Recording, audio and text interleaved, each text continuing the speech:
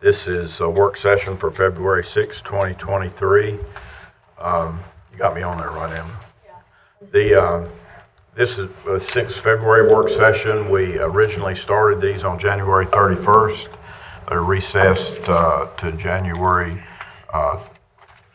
we started on January 31st. Then we recessed January 25th, January 24th,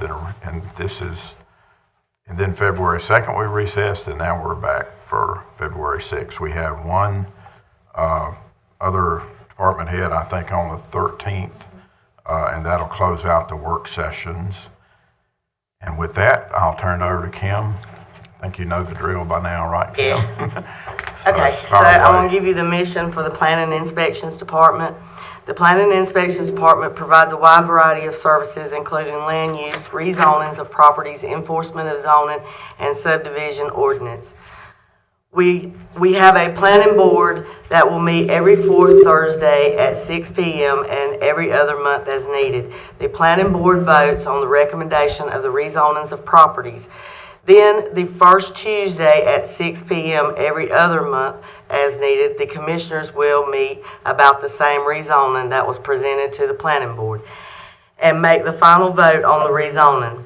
The planning director can approve all minor subdivisions, but major subdivisions have to be approved by a review committee. Planning department, environmental health, and fire marshal and the mapping department makes up that review committee. We issue building permits for residential and commercial projects, enforcement of North Carolina State Building Code. We strive to deliver these services to our community in a responsive, resourceful manner to ensure the health, safety, and welfare of the Stokes County residents. Y'all want me to keep going? Mm-hmm. Okay. So, and for the high considerations for the annual budget, high-level thoughts of consideration would be the last fee schedule change was 9/1/2000. We researched fee schedules from surrounding counties for Forsyth, Surry, Rockingham, and the city of King. We have put together a new fee schedule for you to review, and it is at the end of your packet. It has the old fees that we have and the new fees that we would like to enforce. And we are in extreme need of a new permitting package software program. The permit package software we have now is Banyan Data. Inspections started using Banyan Data in 2013. The cost we pay yearly is $970. So in saying that, it does not provide a lot for us in our department, and we only have 2 computers that's hooked up to it. You got a question?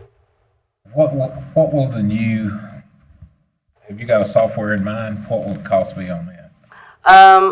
Right now, we was in the process of looking at some, and we have about 4, but I was out with COVID and couldn't look at all of them, and Rick Zamani really has done the research on it, because when he went to his continuing education, a lot of they was there, and he talked to them, so I've looked at one with him. It's not going to be a cheap thing, I can tell you that. They could range anywhere from $20,000 to $60,000 a year.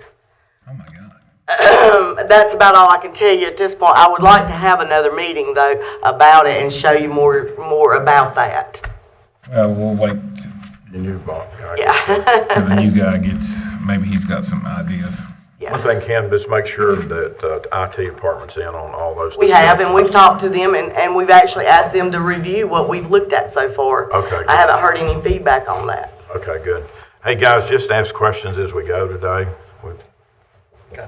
Drop the formalities. Okay. We'll be more efficient, hopefully. So I have been employed with Stokes County 23 years and 7 months. I started in the Register Deeds. The software program used in the Register Deeds is up-to-date technology. I changed jobs a few years ago and started in the Planning and Inspections Department. When I started, I was surprised at how far back in time the department was with technology.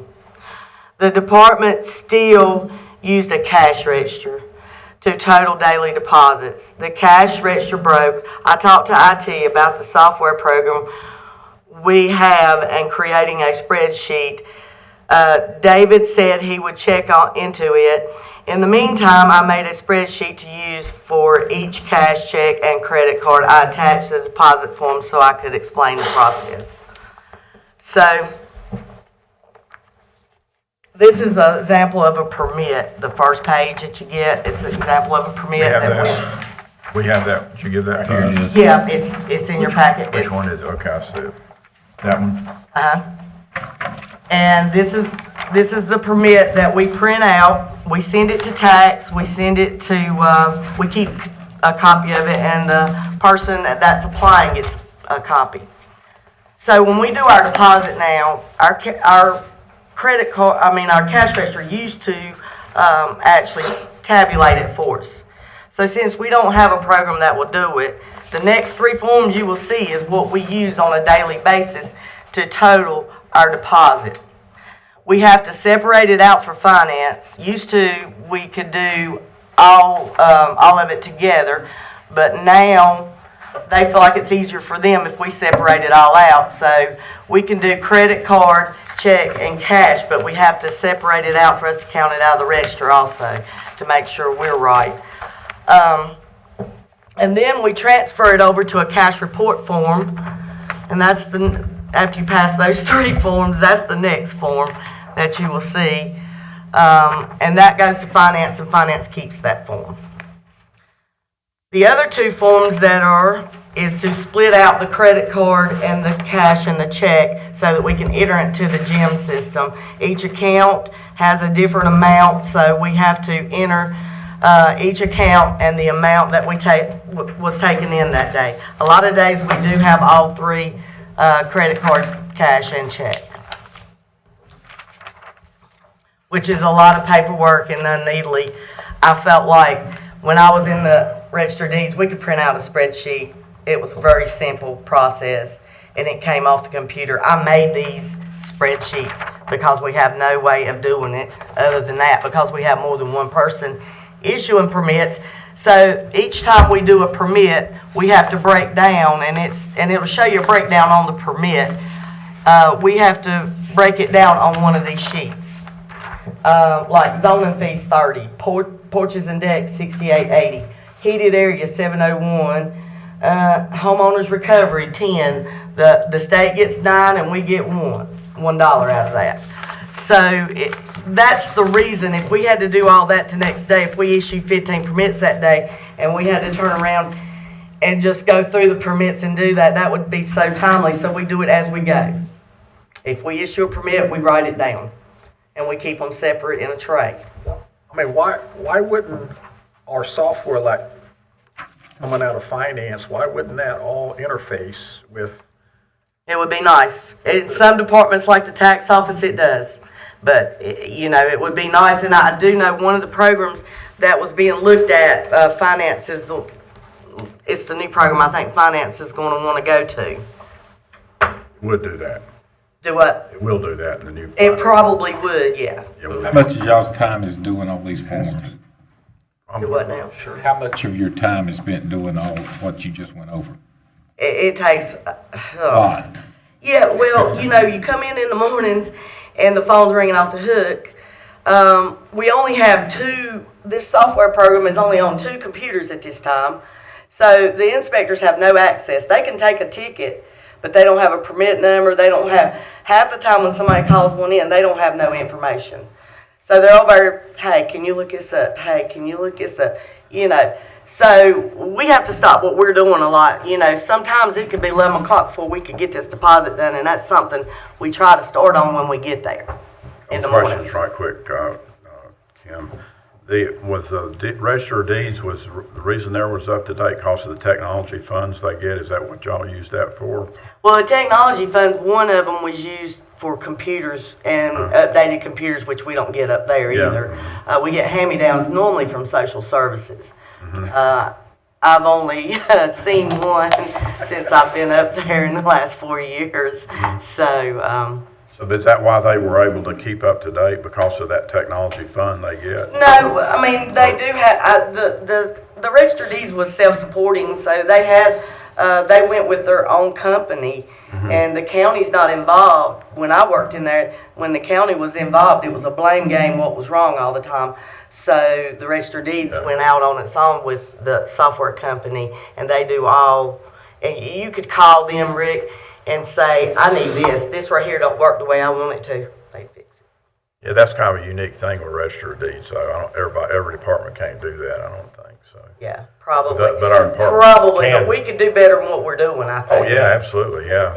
And my other question is the new guy that's coming in, Mr. Nance, does he know anything specific about the software, maybe of what he's been using? I would think so, because City of Sanford, I've went on there, they do have, and I cannot remember the name of it, but they do electronically, everything's electronically done there. Okay, well, that's good. And going back, and I have this in here somewhere, I wanted to make notes so I didn't forget anything. It was brought to my attention that we're the third county out of 100 that does not do electronic filing. I would have betted we were the only county. No. I think North they Carolina, said but that was there because I was wrong. there was two others beside us, and that come from a report from North Carolina Department of Insurance. Okay, well, good, well, that's one of the first things you need to attack when he gets here then. Yeah. I'm going to show my ignorance. What is a recovery state and recovery count? What is that fee? The homeowner's recovery fee. Yeah. It's like a contractor comes in, and it's only charged with a contractor, and something happens on the job and they don't want to pay or something, they can go through that homeowner's recovery fee, and sometimes the homeowner can get back some of the money. Okay, information is not protected with the software system we use. Information gets deleted and we end up pulling the permit to re-enter. When I say protected, it should flag you and say, do you want to delete, yes or no? And when I say that, like, for instance, on that permit I gave y'all, there's a work description on there, and it's got several items on it. And there could be, a long paragraph of items on something, especially construction, solar farms, and stuff like that. If you go in to look at that work description, it will highlight it in black. If you do not click to unhighlight that, it's gone if you click out of it. And then you have to go back and re-enter, which we keep a copy of every permit. Okay, you can't get email results to the homeowner or contractor from the program. You have to print and go to the community copier in the hallway to scan into the email. Inspectors do not have access to permits or past inspections when out in the field. We print a failure list if it is a re-inspect to send with the inspector, but it is not always the same inspector on the job. We get calls from the inspector asking failed inspection, or to ask what was permitted on the permit, because a lot of times they don't permit everything that should be permitted. Space is an issue. We have kept Kim, do they carry computers with them in the field? No.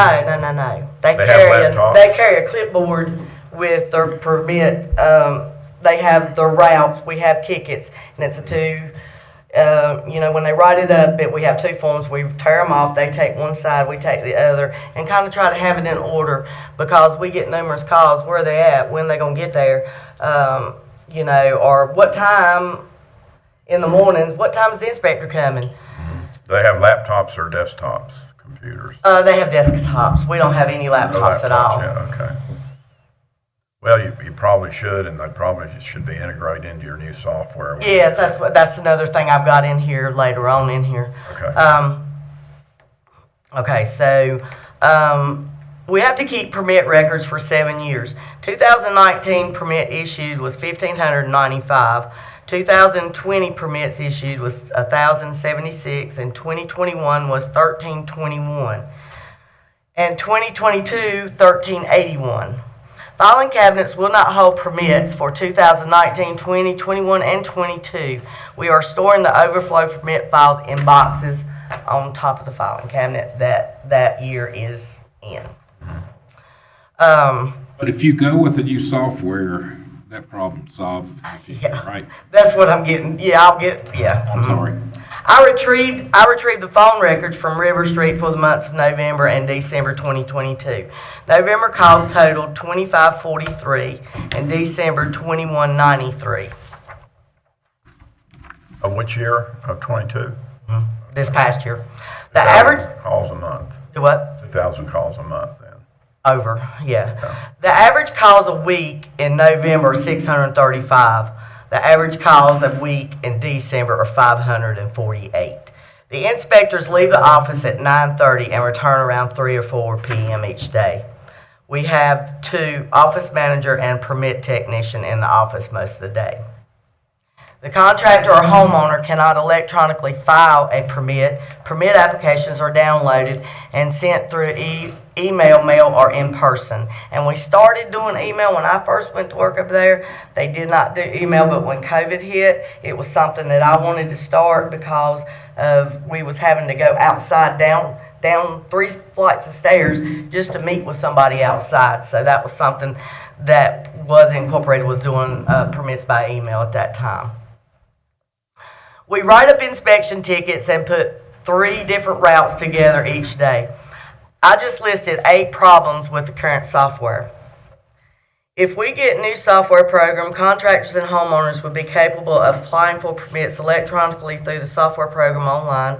The homeowner, contractors, and inspectors would have inspection results to view in the software online. The inspectors would have access to all permits. The deposit would have a spreadsheet with totals to print. This would cut back on phone calls. All records would be digitized, and that would be a space saver. The GIS data can be incorporated into the software. That would help with putting the inspectors' routes together, and that would help them when they're out in the field, because sometimes they have to call us because it's an easement or something, and they can't find. We do have permits, say for instance, a building, and the building is 0 Plantation Road or something. You cannot, they can't find it with our GIS sometimes, so we have to walk them through where they need to go by looking on GIS. We love our GIS though, you know. Let me make a point that's kind of a generic point, Shannon, that Brad mentioned in one of our earlier meetings about a sheet where all departments sign off on kind of critical items. This is a good example of that, because now she's talked about IT, about GIS, about multiple departments. And so as we go through this, if you incorporate some kind of form like that, I think this is an example of how you would use it to make sure we don't miss any of the pieces that need to be looking at stuff. Go ahead. Okay, we could email from the program if we needed to. The inspectors would have iPads with built-in internet for their routes and inspections. They would be able to put the results in immediately. At this time, the inspector writes the results on the back of a ticket. The permit technician enters the results. Another problem is the inspectors do not have access to the software when in the office, which I've already mentioned. Also with the iPad, they could get the Well, yeah, and see, Jeff is our new inspector that he just has started and working in there, and he was a plumber, and he was used to doing a lot of his work in Forsyth County. So he was used to, he said, he says, I'd forget a permit, I'd get up in the middle of the night, and he says I could go on to the Forsyth County, do my permit, be done with it, at any point in time that he had time to do it. And I thought that was really good. How many inspectors you got? 2.5. Rick. 2.5? 2.5. I But, want to know why the half. He's doing it. well, I could explain that was back before these that happened because one of our inspectors couldn't get certified in one of the fields, so they made him a part-time zoning officer and a part-time inspector. He could do like plumbing. He could not pass the electrical. So The you're electrical looking at- is the toughest, I think, exam that they have. You're looking at 3 iPads. See, the good thing too is that for most times when the inspectors go to work, I mean, they wouldn't have to come in. They could just go on the iPad That is a great point Rick made. and you just, And let me just say It's this. gonna save us money. Rick goes out of his way, And he really does on inspections because we have like Mount Airy is way out of the way from where we're at here. And a lot of times he will take the time and go by there before he comes to work in the morning and inspect jobs so that they can proceed with what they're doing. And I think that, you know, he does go out of his way with inspections. One thing we And used it to. does save us to be able to get more done that day because he started at 7 o'clock in the morning, you know. I was going to ask you about that because environmental health, and they may still be doing it. They used to have one person come in early to meet with contractors and stuff and not hold them up. You know, they come in like at 7, then leave at 3 or something. Yeah, now we do that occasionally, and if we got an electrical emergency that I say, if something falls and a tree falls on somebody's power, knocks it out, we have to go out and inspect it. You know, we don't want them to lose what's in the refrigerator, freezer, and everything. Yeah. So those are emergency cases. We have had a case where the rest home over on Denny Road, a car ran through it. And Ricky Gordon was our inspector at the time, and he lived close by, so he just took his regular That's what car I'm doing and it went like out. every day though, because you know, you might have contractors that are out really early that We do. you could have one person Our that's biggest- out every day. Our biggest thing is pouring concrete, you know, and it's hard to get the truck. You know, if they put it on wheel call, they can put it on wheel call, but our biggest problem is we got it scheduled. Can't y'all be here at a certain time? Well, you know, sometimes we got one inspector. You know, it just depends Yeah. on what's going on, and we have been down to one inspector, and that was back when we was hiring, and it was tough. You know. Okay, so I want to address the training in our organization at this time. The code enforcement officer have continuing education training that is required each year after they reach a level 1 in building, mechanical, electrical, and plumbing. The code enforcement officer is our chief code enforcement officer is a level 3 in all trades, including fire. I've seen some counties that do fire, you know, in there, but we work good with fire marshal's office. Level 3 is the highest level you can achieve. The chief code enforcement officer worked in Stokes County 2001 to 2004 and left to work in Forsyth County as a code enforcement officer, but came back to work in Stokes County April 15, 2015. He does plan to retire in 4 years. I would like to see the position that was frozen in 2008 be reinstated. The position was a code enforcement officer 1. The county's pay levels are not competitive with surrounding counties, and I feel we will not find an applicant that has a level 1 in all trades. We already have a code enforcement / zoning enforcement officer. That's the 50-50 we was talking about position. That has been in training since September 2022.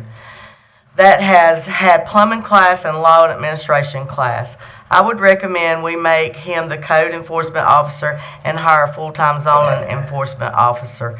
The code enforcement officer would need to be a level 1 in all trades in 3 years from the date hired. That is a requirement through the NCBIA, which is the North Carolina Building Inspectors Association. The requirements to get an inspector to a level 1 is state-approved classes. The trade class hours are building 60, plumbing 32, mechanical 32, and electrical 40, law and administration 24. It can take up to minimum 6 months or maximum of 1 year training in the field before they are eligible to take the North Carolina exam. The classifications of how much training is decided by the NCDOI, the North Carolina Department of Insurance. The code enforcement zoning enforcement officer had worked in construction field, so he will only have to wait 6 months. When he gets his training, when he gets the 6 months in, he started in September, he can go ahead and go take the plumbing class once he gets his hours of training in for that in the law enforcement. The administration and law.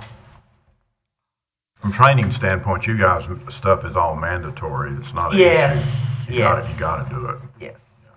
We hired a code enforcement officer November the 7th that had his level 3 in building, plumbing, mechanical, and level 2 in electrical, which we were very, very happy that we were able to do that because we would And be lucky. struggling right now if not. Yeah, we're very lucky. And for that. the surrounding counties, there's always openings and stuff, and that's the reason King stole one of our inspectors, you know, because he was experienced in all fields. I totally agree with you. I went to 3 or 4 different county websites and saw their job openings, and every one of them was looking for an inspector. Yeah. Yeah, it's a big demand right now. What So about we were training? very fortunate to be able to do that. What about training for you and Brandy? Do y'all have any mandatory or are you, am I leading? No. But I was gonna, I've got it all incorporated in here Okay. when I get to us. Okay. Okay.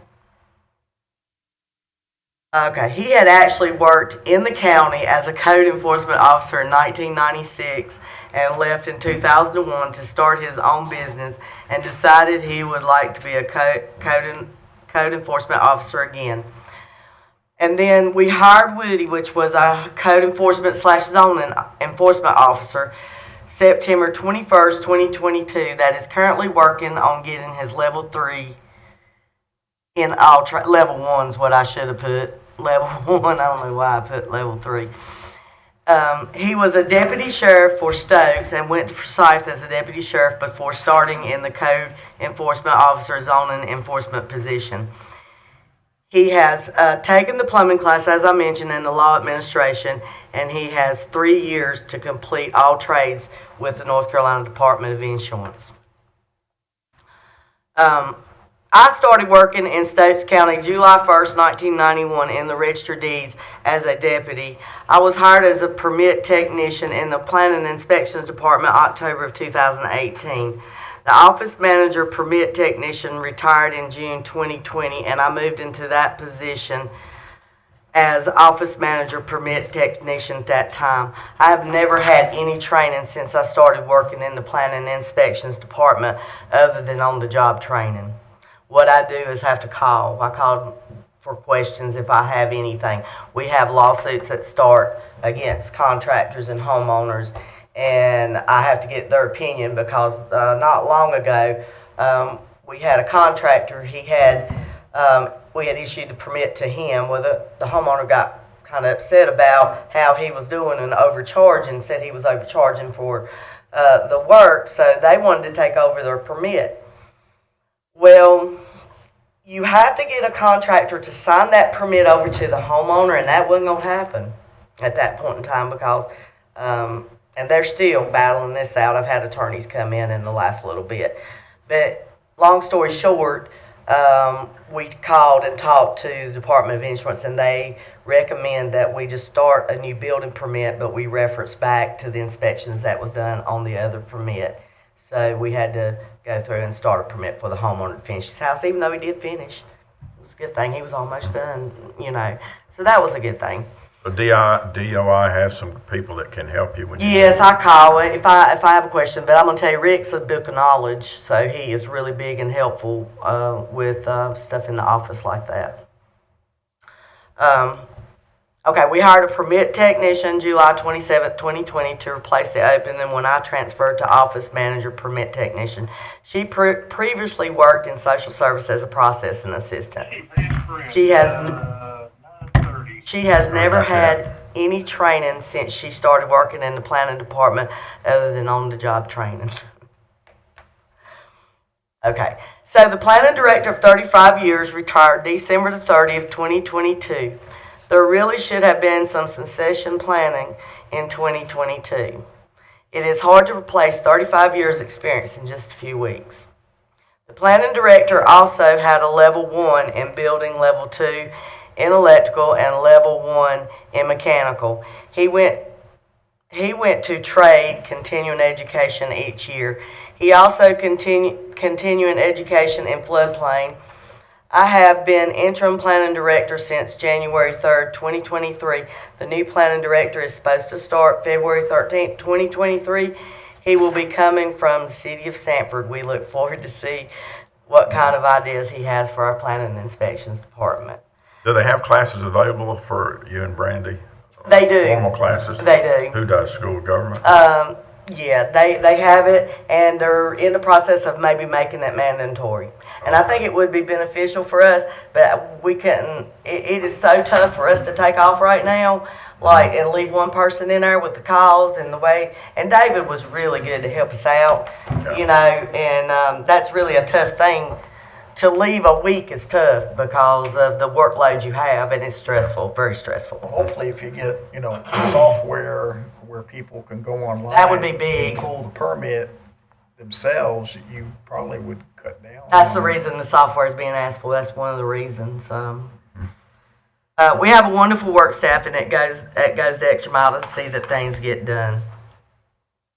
Okay, so I'm going to address the annual turnover percentage.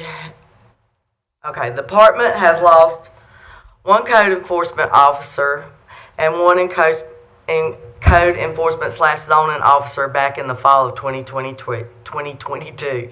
The code enforcement officer left to go to work in the city of King for a salary increase and a company truck to drive home.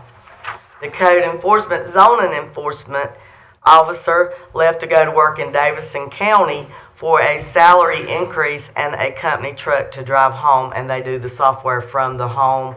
They only meet once a week in the building inspections department, which in our department, I could not see that happening. And the reason I say that is because everybody wants to ask the inspector questions. And I don't know, unless they could incorporate it, I don't know how we would cut back on the calls with that, because we have homeowners come in, and some of them on a regular basis because they're doing their own work and they want to know how to do this and how to do that. That happens a lot. Okay, he now works in the county he resides in. The planning director retired after 35 years of service, was disappointed that he never made it to maximum salary. The office manager permit technician retired in 2020 because of salary issues. She felt the permit technician's salary was too close to what she was making, and that was me at the time, because I had been here a lot of years, and when I moved up, I got a raise, and that really caused some friction at that time. I can speak for me and all the staff of the Planning and Inspections Department at that time about the job study. It was a waste of time and the county funds. We think some employees benefited, but not all. I would like to discuss this further in closed session. Okay. So, to provide your thoughts on how Forsyth Tech Meadows program is integrated with our operations, it's really not. Not at this time, anyway. No, the Forsyth Tech facility does not offer any of the classes that would help an inspector get certified as a level 1 inspector, or by any continuing education training that is approved through the North Carolina Building Inspectors Association, and it has to be approved through them. Or In Winston, they don't do it either? No, most of the time we end up going to Hickory, Albemarle, just places. Who teaches it? Who's teaching it? Rick is actually one of the teachers that teaches some. So DOI has, He's got a week out of a year that he goes and helps out. so they keep it in in-house teaching. then, DOI does? They do all their own Well, training? they approve like Davison, like Whitty just went to Davison, or was it Davy? Davy and took the plumbing class. There is approval through other colleges. I don't know Community why. college? A community college? Yeah. Because I signed him up. So That's I'm what not we need to sure research. why We need the to Forsyth research that. Tech doesn't, And we but need to research that. that is a good thing too. When the inspector qualifies to take the state exam, there is a facility in Winston-Salem that offers the testing. It would be extremely beneficial to at least offer the testing in the Stokes facility. That would be nice, and the inspectors actually had said that. So, discuss the long and short-term goals. The short-term goal I would like to see would be a new fee schedule implemented and a new software program with iPads. It was brought to my attention that out of 100 counties, there was 3 counties left that didn't have electronic filing.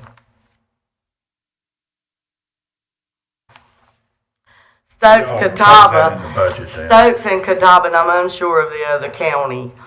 Another short-term goal would be electronic plan review.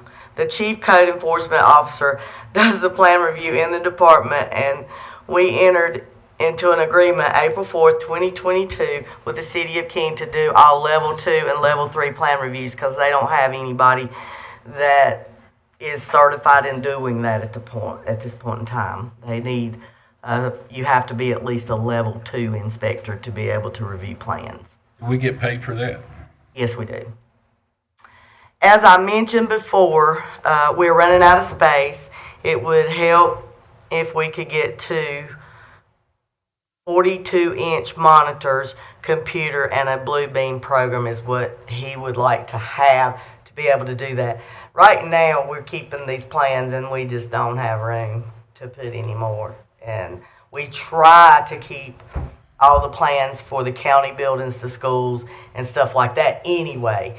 But if it could be electronically done, it would be a real helpful for us because the space that we did have was a little office down the hall and that we used to use for some, but it got switched over into IT, got to store their computers because I think Gail and them moved into where the IT department was storing. So we have no storage except for where we're at. Okay, the long-term goal would be to get back the Code Enforcement Officer 1 position that was frozen in 2008. Change the employee that was hired as a split position to Code Enforcement Zoning Enforcement Officer in September 2022 because he has already invested time, training, school, and we bought him all the books needed for school, and that ain't cheap. And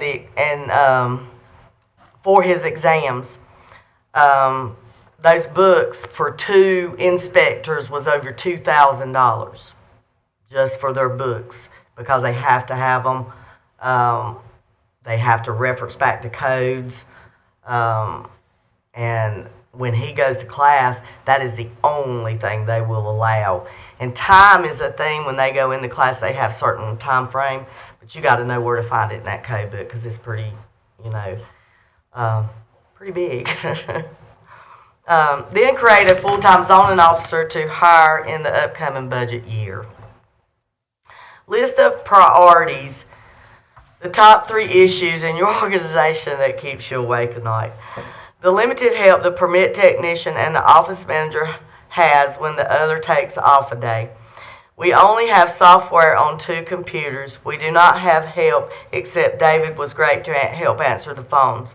We do not get a lunch break because we are the only ones to issue permits and the number of calls we receive. I think the new software and the new position would help with the coverage we need in the department. The whole department would have access to all the permit information. When the inspectors need a file, we are constantly having to stop what we're doing to look it up for them. And the zoning ordinance, I would like to see it in black and white. Some of it is just in a gray area where you can't, anybody could interpret it. And just like the RV thing, we didn't have anything in there, and I would like to see it looked at. Yeah. And the other would be taking David's job. Because I have met with 2 people about campgrounds, and I've had 8 calls since January 1st. I like to look at our whole zoning ordinance across the board, revise the whole thing. Yeah, I think so. I think that would be a great idea. Time to do that. Yeah, that would be. It took effect in '83, and I know there's been some changes, amendments along the way, but not enough that it don't need to be re-looked at this point, I think. And Well, with the lunch thing, if there's 2 of you in the office, one can't take lunch. when what I'm saying is if I take a week's vacation, I'll leave Brandy in there all week. So She just can't. one. She's working through lunch all week. That's just how it is. We can't do any Yeah, but different. we can't have that though.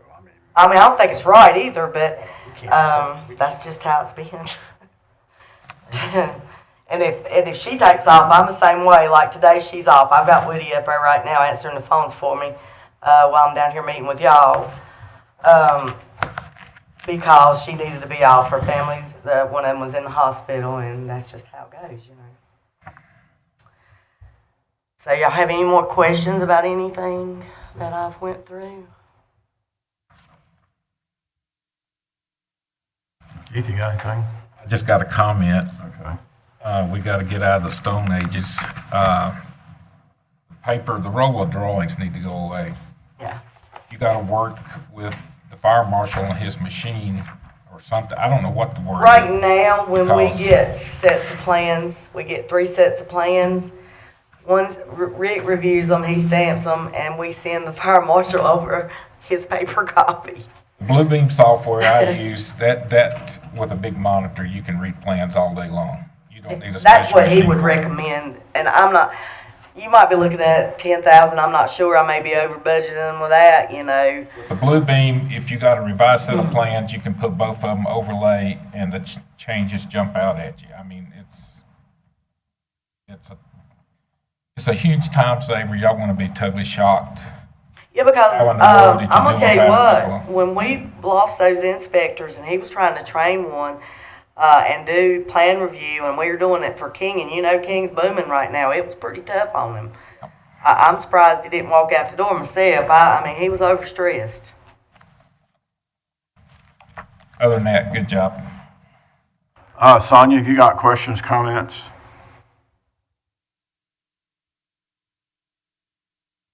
Must be having road rage or something. Can't find the mute button. Okay, Hey, I don't have any Okay. questions, but, I agree that we gotta get out of the Stone Age. Okay. That should have been taken care of 10 years ago. I'm appalled really that I had no idea we were that far behind. Didn't, Only go ahead, go comment ahead. I had, Okay, just on, okay, thanks, Sonia. Didn't we do some kind of big software upgrade in 2013? 2013, and that was Banyan. And the program was programmed by Laura and Glenda at that time. And I wish I'd have been in on that because of deleting stuff. And when you put something in, instead of moving forward on it, if you hit enter, it takes you back to the backwards instead of going forward. What So we're there's just doing a before lot that. of stuff that I see wrong with the program that we have. Yeah, what were we doing before that upgrade? Because I remember that one. You know, I Is it all now, manual by beyond before that, that? I don't know because we have a spreadsheet of permits is all we have at that time. Okay. Okay, Ronnie, you got questions? Yeah, I'm good. You got anything, Brad? Just,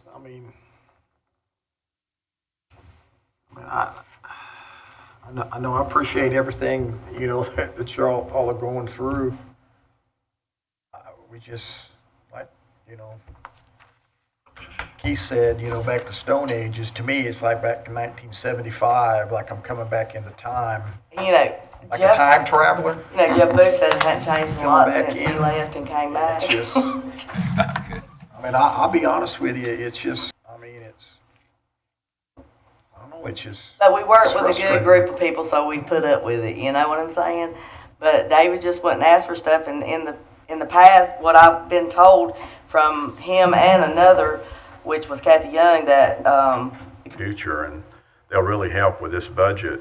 There's obviously been a lot of things put on the table from a lot of departments, and it ain't stuff that's all gonna get fixed in 1 year, but I think we can definitely change the trajectory of where we're headed on all these changes that need to be and these updates that need to be made in the departments. We'll be taking a balanced approach at doing that come budget time here shortly, so. And I would have loved to have went over some software with y'all today, but Rick is in California visiting his dad, and I wanted him to be involved in it because he knows more about it than I do at this point because he has really done his research. And we have some quotes up there. I have about 3. We were waiting on one that I had, we did a Zoom meeting on not long ago, but I haven't heard any feedback from IT at all. Okay. I did a Google while you were doing your presentation and on the software, and up pops the top 10, and I went, oh my gosh, how many is it? So y'all got your It's a work. lot. You got Y'all's got Tyler You got your work cut Technologies, out for you. and I'm interested to talk to the new director that's coming in, because Tyler Technologies is the one they're using in Sanford. I'm not Okay, great. sure. Maybe that's the answer. We haven't done we haven't even spoke to them, but that would be interesting to see what his thoughts are, because he's gonna be coming back in the Stone Ages like I did when I left the Register of Deeds office, you Is he know. gonna be coming to our next meeting still? Is he still planning on coming? Okay, good. Planning board full now with, adding Jeff Whitaker? Yes, and I meant to mention, we have some new planning board members now. Mark Sizemore is a new planning board member at the Beaver Island, and Shannon Tilley is a new planning board, and Tori Mabe is a new planning board member. Did we do Jeff? Yeah, I thought we approved him. I don't think that's Oh, we haven't a yet. final at this point, Oh, we're good. We just presented, so it'll be approved at this time. At the this coming meeting. 13th, and then we'll have a full board. Okay, that'll be a full board then. Yeah. Okay. And I don't know, another thing that I thought of is maybe looking at the Board of Adjustments. The last time they met, and they don't meet that often, was back 1/25/22 is actually when I paid that board. And I'm just not sure that all of them would want to be on there. It's probably something, well, we got one that's expired in 2022, and I don't know that that's been taken care of, and another one that's 2022. So that's probably something that needs to be looked at that hadn't been looked at. They expired after they had met the last That time. board only meets if needed, right? If somebody files a. Yes, and we've had appeal. several instances. We had a mobile home that didn't meet setbacks, and they didn't, you know, we did the site plan, but then they didn't put it where they were supposed to, and we told them they could meet with the Board of Adjustments, but they ended up moving the footings and moving the mobile home. But in situations like that, and we do have them. Okay. Y'all wanna do that? Just look at see if we need to update that board or. We do need two, because on my list that I have here, they expired. Now, we got 3 members that goes through 2024. But I'm not sure if they still want to act, you know, as a, Marvin Kavanaugh's the chairman, and I haven't talked to him in a long time, but Okay. it might be worth looking at. Okay. Anybody have any last minute thoughts, questions? Thanks, Kim. We appreciate the update. And I wanted to ask one question, Yeah, that's because part I've of heard the this from format. employees in the past. I just want to see what your thoughts was on it.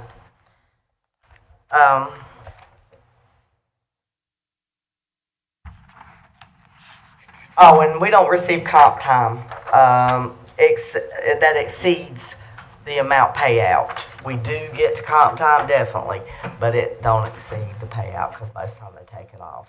You use it. You use Yeah, it we before you use get it paid. before. I meant to say that too. Okay. Do you feel a cost of living should be based on a percentage of a person's pay or a set amount for all employees?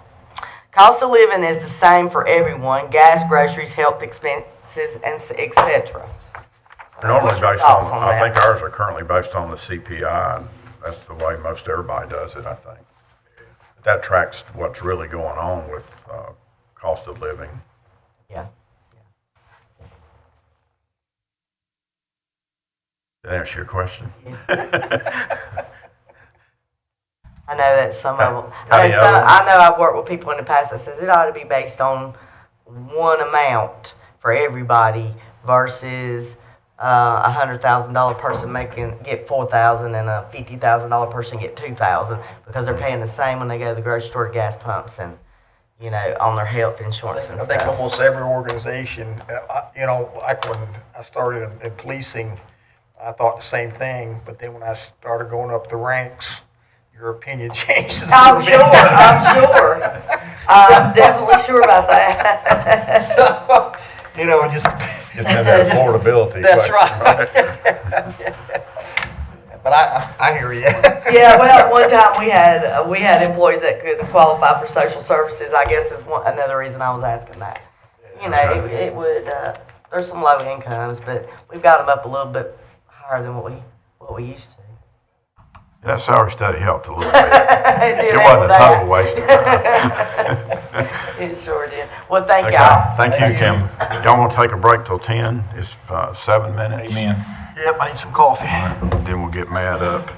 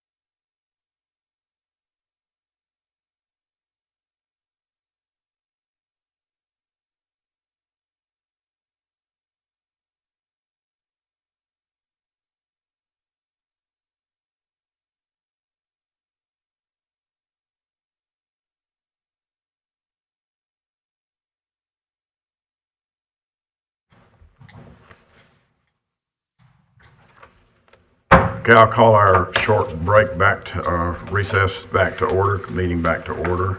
And we have Matt from Emergency Communications now and Kevin along with him. So you guys know what we're doing here, right? Yeah. Here toward the end of the trail, so just fire away and then we'll just continue to ask you guys questions as we go, I think, kind of informally, so. Well, I wanted to start it with introducing Kevin to those that may not know him or had met him. Kevin Carter is our training officer, lead supervisor. He kind of has a couple different hats he wears, but his technical title is lead supervisor and training officer. He is in charge of our quality management also. He does our scheduling and payroll, that kind of stuff. He is, we're trying to hang on as long as to him as we can. He's got his time in, but he's graciously said he isn't going nowhere. He wants to stay and help me continue to transition. So we're going to treat him right and keep him as long as we can. Fingers crossed. I tell him all the time, he's going to come in one day and lean on my door and say, "I'm out of here." So Somebody got to be nice to. we got to be nice to him. That's right. I've worked with him for like 20 years now almost. I second that motion. We need to keep him. We appreciate him. We appreciate him hanging around, but because he's like I said, he's been an integral part of getting me caught up to speed. So the mission of our department is the mission of Stokes County Emergency Communications is to provide the citizens and visitors of Stokes County with the highest level of emergency and non-emergency services through professional, accurate, and efficient call taking and dispatching of resources. Our standard values are providing excellent customer service, compassion to all, and teamwork within. Our motto is community first. This is something that we changed, or that I changed last year. I wanted to express to all of our employees and to the community in general that our mission is the community. The way I look at it is kind of the first thing I told our folks is if you wanna put it in order, it's the community, and then we take care of ourselves and take care of each other. The Stokes County Emergency Communications Center is the primary PSAP and the only PSAP in the county. All 911 calls are made within the county or routed to our center. We dispatch all public safety entities within the county. Those partners include Stokes County Sheriff's Office, Stokes County EMS, King Police Department, and 15 volunteer fire departments. We are also responsible for call handling and dispatching of Stokes County Emergency Management and incidents at Hanging Rock State Park. Our telecommunicators work 12-hour permanent shifts, day and night, including weekends and holidays. Each shift is comprised of two telecommunicators and one shift supervisor. Of course, our administrative staff consists of one lead supervisor, training officer, and one director. On the next page there is our organization chart. Lays out each person's role and how their subordinates fall underneath them. The next couple pages are some statistics from 2022 that I thought you might be interested in. For the whole year Right. that I'm looking at. Right. So this first section is the CAD report. These are the CAD entries made from January 1st to December 31st. That far left column obviously is the call nature.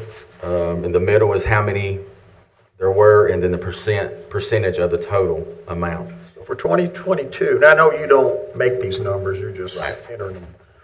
But so for the total calls in 2022, there was only 8 prisoners in custody. Yeah, for whatever reason, I don't know how that was put in or why it was put in that way. There's probably some that were put in under domestic violence and other things that's not in there. There's probably just one they went out to, and also if they do search warrants and warrants in general, it's entered under that as well. So that's probably just somebody that was in custody and they marked it as a prisoner in custody. So if it was a domestic violence, then, It would fall under that. That nature of but probably. in the CAD call, it would say the time that the officer or deputy takes the person into custody.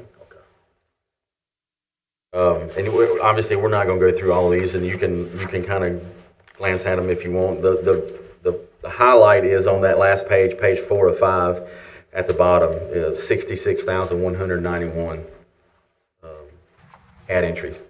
Now, obviously, this is not necessarily phone calls or anything like that. We'll get to that in a second, but this is every time somebody's put something in CAD for record data. So how's that compare to years past? I think we looked at the numbers a while back. In 21, we had about a 1,500 to 2,000 call increase in CAD entries from the previous year. It's like anything in public safety. There's always a little more every year. It kind of ticks up. The next page is call summary. So this is a reporting that is pulled off of our telephone system. And I'm not to try to confuse anything, but I need to explain how this report or this reporting software works. So the state 911 board is the one who provides this software. About halfway through last year, they changed vendors. So the first couple sheets you will see is only ran from January 1st to June 24th on the old software before they changed. This first sheet that you see here is all calls.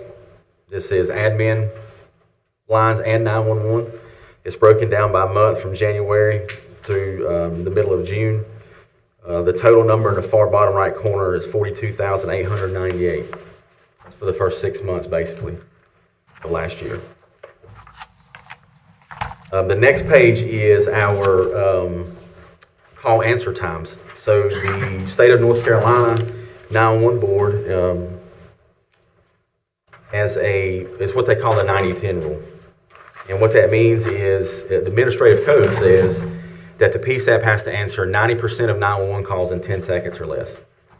And that's what this report is detailing. It was, like I said, it was run from January 1st through June 24th. The far right columns there, you see that we were at 98.65% under 10 seconds or less. What if you go over? Do they make you hire another? No, but so they usually it's not punitive. However, they do reach out. You'll get a phone call or an email from the executive director of the 911 board saying, "Hey, Call you don't want to get. yeah, we probably need to tighten this up." Matter of fact, we just had a regional PSAP managers meeting last week, and they explained that they're going to start running these reports on their own. We obviously do it often, but they're going to start looking at these reports a little closer. Like I said, we are in. Our folks do a good job. Like I said, there in that first half, we were over 98%. Let me ask you a question. So, because I was a little bit, it seemed strange to me when I first started paying attention to the protocols for communications. So, what about the calls that are being made like on your admin line? Because I know y'all advertise, hey, if it's not an emergency, don't call 911, which is, I'm used to. Right. If it's public safety related, we want you to call. Right. But we had more, telephone lines, more telecommunicators and blah, blah, blah, blah. But, so my question is, how do they gauge the calls that are coming in on your administrative lines that are supposedly not emergency? 911? They don't have a standard for that. Well, let me rephrase. It's not in the administrative code, in North Carolina admin code. The only thing they look at is 911. Now, obviously, we can pull that. We have the capability, and they have the capability of pulling that information. Our staff is, we tell them, hey, look, take the admin calls. Obviously, 911 calls are prioritized. If both lines are ringing once, you better pick the admin line or the 911 line over the admin line. If you are on an admin line and it is non-emergency, if you're talking to a deputy or somebody's calling for some kind of information that's not emergency and a 911 line's ringing, that person is to go on hold and you pick up the 911 line. Well, I guess my question is, so if someone does call the admin line, but when the telecommunicator starts listening to the call, it probably should have been a 911 call. Right. So those calls, Now, if it turns out to be somebody's called an admin line and they're reporting a medical emergency or need law that enforcement that's a priority, they're not going to put that person on hold, obviously. well, yeah, but I'm talking about, I guess maybe I'm not saying it right. So one of the things is if you push more lines to an admin, if you get more calls on your admin line, then if you're looking at a standard or an agency that takes all calls coming in 911, which you can, reclassify, to admin. So you're really you're not comparing apples to apples is what I'm trying to say. So if Surrey County does 911 for everybody, and you do admin lines, and we all probably know there's a certain percentage that people calling on the admin line really would fall into the 911 spectrum. Right, yes. So those are being carved out. Right. I I understand what you're saying. Yeah, that's I can absolutely look and see what our percentage is as far as answer times. Because I would venture to say we're probably in that 90 percentile range.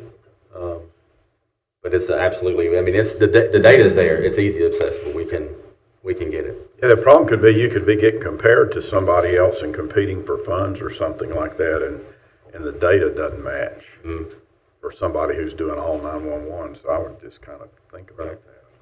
But I don't know that the answer is getting rid of admin line.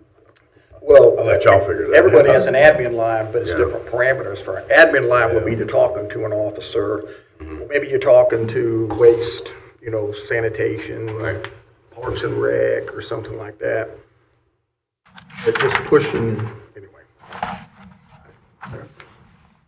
The next page with the pie graph is just the information from the previous page showing that the 98.65% under 10 seconds or less. So to continue on with 2022, like I said, they changed vendors. The next sheet there where it says call center statistics is the new software that the state uses that it reports to. So this report here was run from 6/24 to the end of the year, 2022. As you can see, total calls answered 41,771 in that last 6 months. And then, of course, this new software gives us a pass-fail grade, that bottom bar graph. It automatically generates you a pass-fail for your 90-10 rule. As you can see there in the green bar at the 1 to 10 seconds, we were pushing 40,000 calls answered in that first 10 seconds. If you add, and this is something I failed to do in your packet, but if you add those two previous, or for the entire year, 84,669 telephone calls that was fielded by our communications center.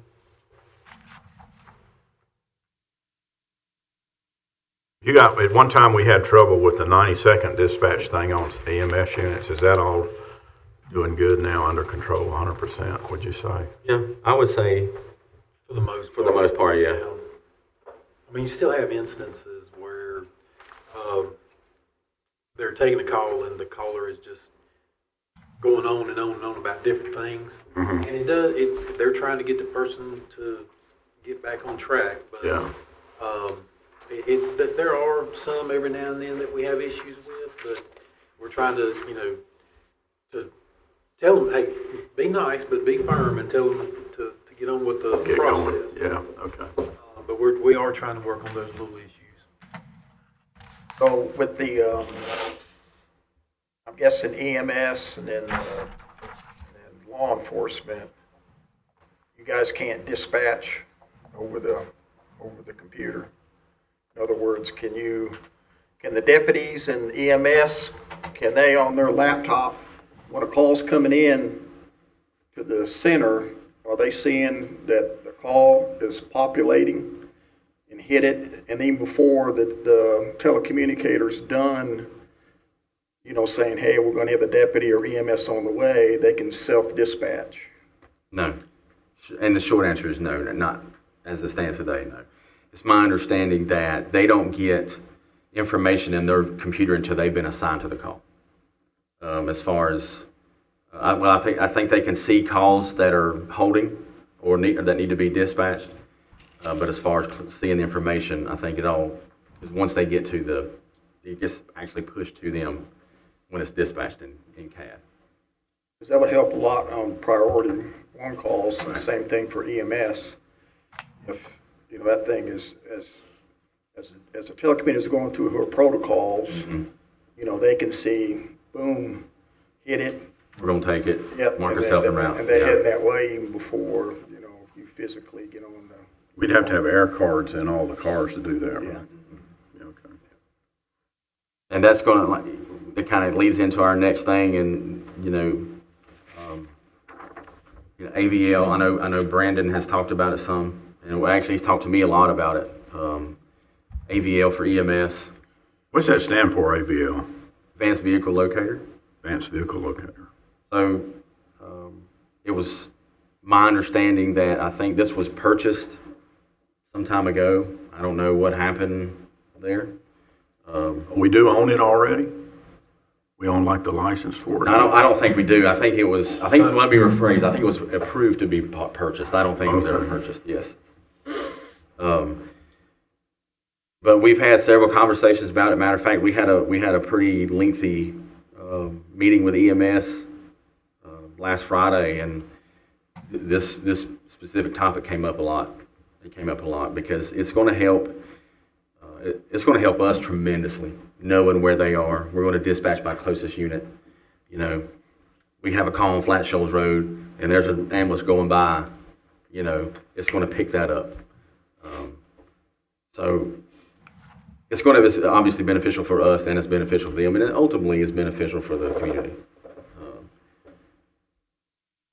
But I didn't mean to jump ahead in bullet points there. But for fiscal year 23-24 annual budget considerations, I have several things in here. Kind of starting at the top is increasing our staff, which would be adding an additional telecommunicator per shift. That would increase our staff to 4 per shift. That'd be 3 telecommunicators and a supervisor. Our folks are extremely overworked, and I think having an additional staff would ease some of the burden. We have a lot of folks working overtime right now. As it stands, we are full staffed, and we'll get into this a little bit later. We are full staff, knock on wood. But we do have 3 out on FMLA that all went out at once. So for that time period, we might as well have 3 vacancies. So we feel like adding a position in on each shift would be greatly beneficial. Does that require hardware additions as well? What's that? Hardware additions like consoles and things? No, so we have 4 approved seats, or 4 approved consoles. The state refers to them as seats. Mm-hmm. We have 4 dispatch positions in the comm center. They're all set up the same.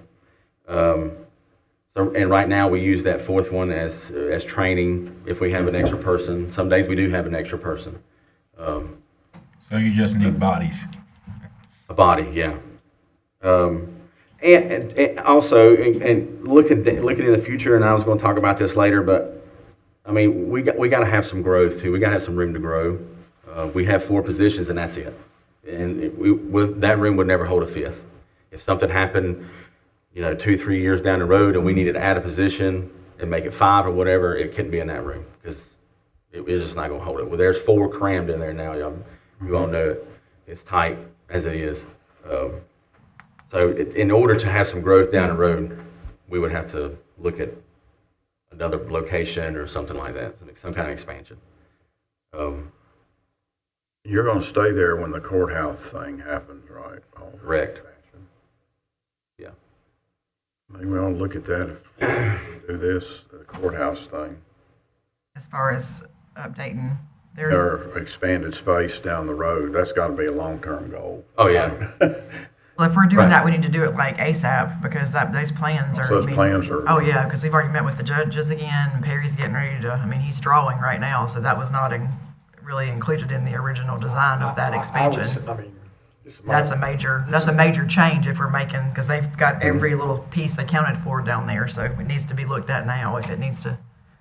I mean, the director may disagree with me, but I leave it as it is, because if he gets growth and they need to grow out, they don't need to be there. Right. It needs to be somewhere else. That's a bad position that place is in. Yeah, and I'm not looking at, this year or next even. I mean, you're talking 3 to 5, maybe longer down the road. Needs to go into our mid to long range plan. And I think we start planning it, because one of the things I was going to suggest as we wind down the work sessions is, as we start breaking down our goals, and then the year, we need to make sure that all the building projects that we need, because, I mean, you're not as bad off as what all other departments are running around here and, 100-year-old schools and this and that and this and that. But if we put a plan together, so we're planning and looking forward, it gives you time to develop. It gives you time, I don't know what the current trend, right? When I left, the big money where they were throwing towards new 911 centers was when you merged. Right. But I don't know where the trend is right now, where they're throwing the money. But it would give you time to do that stuff and give us time to Yeah. really come up with a really good plan where all our places need to be. And that's a huge undertaking. Moving a 911 center like that is a huge, expensive undertaking. Not just the facility you're going to, but the equipment that you got to move.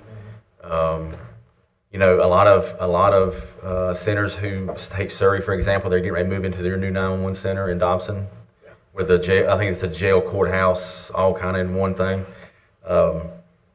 They're getting ready to move, and they've asked about leaving their current center as their backup. Well, because of the proximity, I don't know that the 911 board is real fond of that. But I mean, that's probably a 3-year process. They've been doing this forever. And when you talk about moving phone connections and fiber connections and radio equipment and that kind of stuff, it gets expensive and it gets drawn out and it's long, and so Yeah, you still got you still have to operate. Yeah, you still have to operate, exactly. Yeah, them and Rockingham have both done that. We'll be doing that, so we'll have lessons learned by when we get ready to make that transition, so, from them. With the courthouse addition, we need to highlight, circle, cloud. They don't need to be cutting when they start digging. They need to know where all the Oh, cables that's a huge part of that piece don't of need that. that headache. Yeah. Yeah, huge part of that. But if you are wanting to, I know we're going back and forth a little bit, if you are wanting to look at expanding in that existing space, it is something, I'm just one vote, but I wouldn't. because once Perry, he wants to break ground down there by summer, and he's finalizing plans, so it'd be a major thing to go back and redo, but it can be done, but we want to do it right Just now. wasted money. Yeah, I think in the short term, like I said, we're okay. We have the positions. I would just like to have someone in the seats, if that makes sense. When I first started here in August of 21, my goal, I think I told Kevin right out of the gate, I said, I want this place full. I said, because it's a challenge. People are overworked and the call volume doesn't go down, and it's difficult. Kind of going along the same lines, the next bullet is, I put this in our budget last year, and but I feel like that public safety, us maybe specifically had a dedicated IT group or person. I understand the folks in here are great and they know what they're doing. They are overworked and understaffed, and I think we all understand that. We have some things that sometimes are very time sensitive that, you know, we kind of need to get done now. But I think, like I said, this person or this position could encompass a lot just besides us. EMS, the sheriff's office, you know. Well, the 911 board, I know at one time, like, right before I retired, we were trying to get approval to get prorated, because we had a dedicated IT person just for communications. Right. And we were trying to get them to reimburse the city for part of the salary. Right. Have you heard, if they moved on any of that? Because it was under consideration when I left, and I'll just be honest with you, I just never care. So. There was a little bit of talk about it last week at our PSAP managers meeting about, and they referred to it as implementation functioning. So, like if you had an internal person go and replace all your monitors, could they charge the 911 board for that function? And they do allow that. There's a lot of detailed documentation, you know, what they did, how much they do it, what's the rate, this, that, and the other. As far as paying for, you know, salary portions or whatever, they don't get involved in that. Yeah. I know I'm sure you've had, like you said, dealings with them. I'm sure Rick did over the years, but as the county manager, but it's a finicky bunch of people down there in Raleigh when it comes to 911 funds, which understandably so. You know, they have legislation that says what you can and cannot spend money on, and it's black and white, and there's no deviating from it. So, Yeah, that is a tricky area. it is. Julia would tell you that. Oh yeah. And when I started, I want to say that the county was, and Shannon can remember this, I want to say they were probably 2, maybe 3 years behind on expense reports,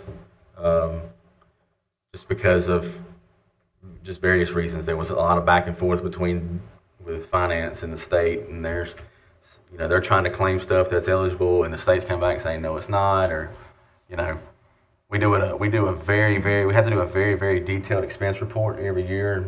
Basically, we have to turn in every red cent we spend with that fund. And I have to go in there and I fill it out. I just take it's a stack of stuff that I get from Lisa now. And I go through and I fill out this report, and they come back and say, yeah, you can use that, or no, you can't. As some things are minute on a phone bill, they take out $1.20 for federal excise tax. It's not eligible. So I sat down there last year for a week and went through every phone bill and had to take out $1.20 because they don't pay for it. But console furniture and equipment, you know, stuff like that. Yep. The next one would be looking at doing some salary increases for full-time employees and part-time for that matter. We can talk about a little bit the part-time stuff a little bit later. But on the next page, we'll get over to it in a minute. I kind of done a salary comparison with our surrounding 911 centers. And the reason I highlighted the ones surrounding, because my thought process, well, if they'll drive right through Danbury to get to Winston-Salem, Rockingham, Surrey, places like that.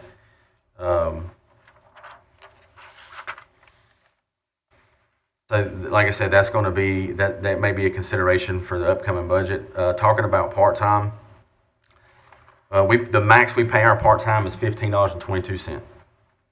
That was how it was when I came, and I would like to go down the path of looking at doing an increase there, because finding good part-time help is difficult. And at $15.20, they go to Chick-fil-A. I mean, do they get pay raises? They do not. They do not. So the way it's set up now is no experience. If I hire you today with no experience, the starting pay is $12.80. After your first 200 hours of training, it increases to $15.22. After $15.22, That's the max. Yeah, that's a little bit. I think we need to look at that. We're looking at just about everybody's pay, Right. but I know that, I know firsthand how stressful it is to be up in that center. And then what a lot of people forget about is they get just as traumatized as the officer or the paramedic Absolutely. on the street and they're hearing, the voices that are, that are unimaginable. Yeah. And so you're always at the worst moment. So, only one vote, but as my thing will be is, we need a strong infrastructure, and that infrastructure, that PSAP runs tentacles to just about everything that goes bad here or wrong here in Stokes County. So I don't think they should be treated as non-essential. Right. I think it's very essential. Absolutely. So, but what I would ask you to do is maybe we do a compromise to where,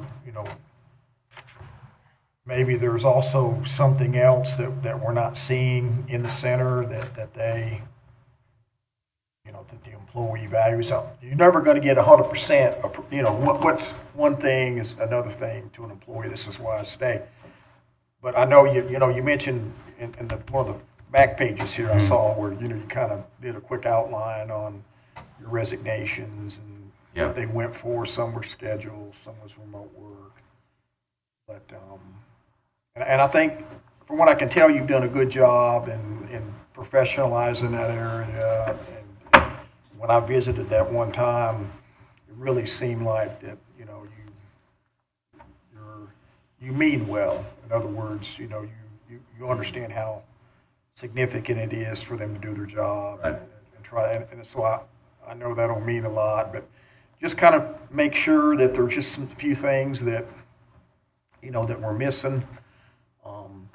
I think that after a traumatic call, I think that maybe you already do it, but if that telecommuter probably needs to go offline.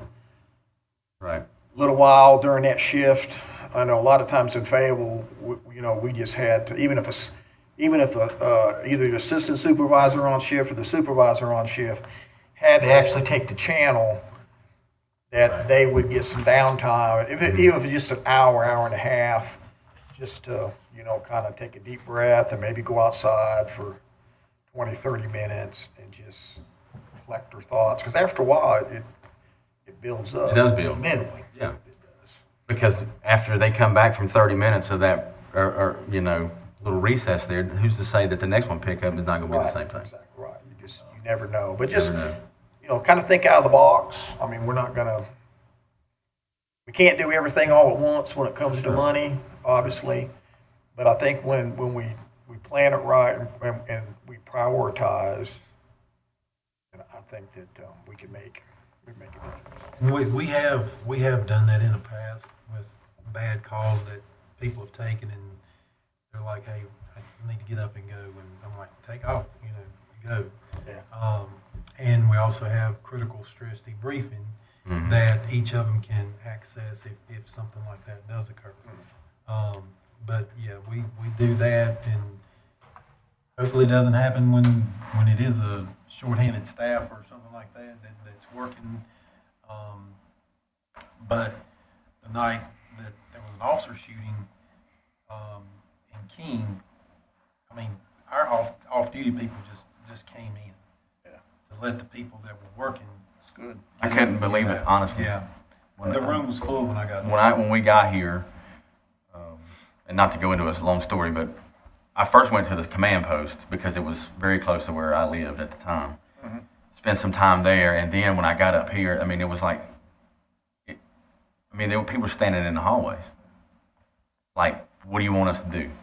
Why don't you guys just go home? We'll just finish that night. This is around midnight. They still had, until 7 a.m. But we have a good group. and they look after each other. They take care of each other. They cover for each other. So I can't say enough about how good our employees Yeah, I mean, are. that shows a lot of, responsibility. It shows a lot of compassion. Just always remember too, that sometimes it's hard when too many people come down. You don't want to spend all your resources.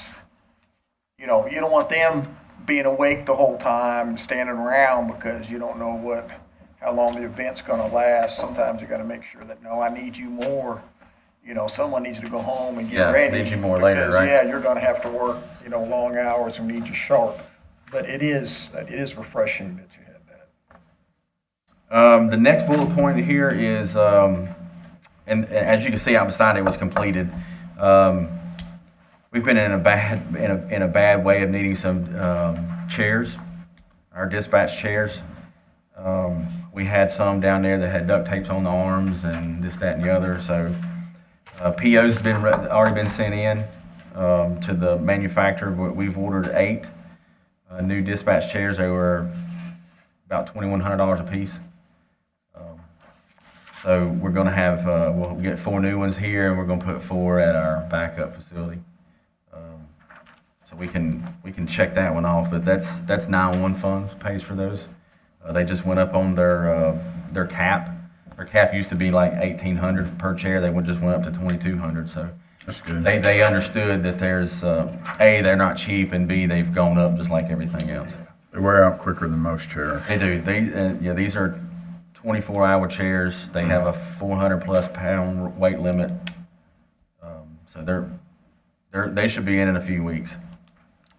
The next one I put there was adding some funding for public education and community outreach. I've never thought we done enough of this. Like I said, I've only been here for a year and a half, but we don't do enough public engagement. We don't go to enough schools. We don't go to any career fairs. So I want to get more involved in that. I want to go to the schools. One big thing that we tried to push out is, I'm sure most of you know about our reverse 911 system. We refer to it as Code Red. At the last check, we only had about 4,000 to 5,000 subscribers in the county to that reverse 911 system. So that's something else that we need to do some serious community outreach with. Put this stuff out there, let these folks know. It's on our website. Mm-hmm. We've done some social media blast over the last several months about it. It kind of got hot and heavy during the Weaver fire down in Winston because they've done so many reverse 911 calls, letting people know to evacuate and that kind of stuff. But we need to do some more outreach, and I'm all for sending a flyer home with every school kid.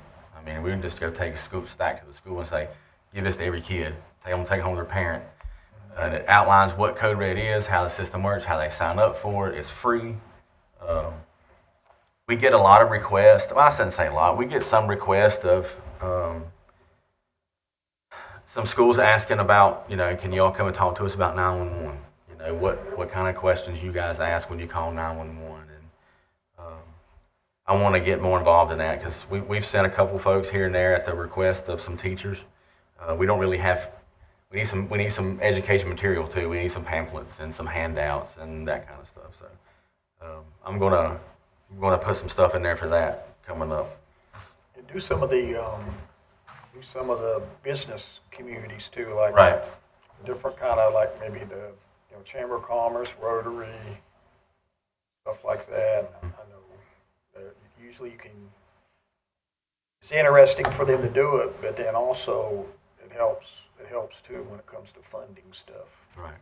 People are in more support of, I want my tax dollars, more of my tax dollars or bigger percentage to go towards the 911. Yeah. The next one there is our backup PSAP. So we have a MOU with Surrey County. They're our backup PSAP, and in turn, we're theirs as it stands today. There again, Surrey may be changing that if they can get approval from the 911 board to use their old center as their backup. Their biggest complaint was the proximity. Their mindset, well, is if your new center gets taken out by something, then it's probably, they're only like 2 or 3 miles apart. It's not far. So, but as it stands today, we support each other. My biggest issue with our backup facility is the proximity. It's 40 minutes as hard as you can go from here to Dobson. And in something that's time sensitive as us getting to our backup center, 40 minutes to me is just not it. I would like to see it somewhere else within Stokes County. If we're going to be the primary in Danbury, then we should have a backup King, Germantown, Monaco, somewhere, that we can get to relatively quickly. There again, that's kind of it's not obviously as huge of an undertaking as moving your primary, but it would be some kind of undertakings and some money involved. And the biggest thing is getting approval from the 911 board, because you can plan and have all the money in the world, but if they don't agree to it, then and then you can do like my previous employer for Forsyth County. They didn't ask; they just did it, and you got 2 approaches, I guess. But because the first question was to them was, well, how did Forsyth get to keep their primary and backup so close? They're only about 3 miles apart. One's at Smith Reynolds Airport, backup, primary's downtown on Church Street at the sheriff's office. That's not really but 2 or 3 miles apart. Mm-hmm. And he said, well, we didn't ask, we just did it. So, okay. One question about so if the backup center needs to be in use right now, you gotta go to Dobson. Correct. So what about the continuity? Because as calls are coming in, Mm-hmm. so what does Surrey County do? Go back to the old handwritten punch card or something? Like if a call comes in and they're going to dispatch either EMS or dispatch the sheriff's office or dispatch King, how does that work? Yes, that's what. Because they don't have access to CAD. Right. They're taking all our calls, phone calls, right out of the gate. They're on our alt route.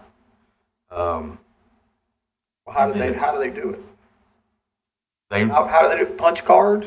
they're probably writing it down, or they're probably using their Well, tag. that's what I mean. That's Yeah. what you Yeah, I remember the punch cards. the old punch card stamp, Yeah. and then write down what they're. Yeah. The point is, if you're in emergency mode as it is, you're going to have more. You've already said that you're a busy center, calls for service. You're going to double that, and it's going to go to Dobson that doesn't have access to CAD, and they're going to be handwriting, and then they're still going to try to take their calls for service Right. in Surrey. Something to think about. You were saying that we don't have theirs, obviously, either. Yeah. Yeah. But once we get up there and get it established, we don't have, we can't activate fire department tones. So we're limited on what we can VHF still do pages, in Surrey County. And the CAD does not interface with our CAD here. Yeah, I think a Band-Aid, which is just kind of what you guys have, that would be total chaos. That will be a horror show, and your after-action report will be all red.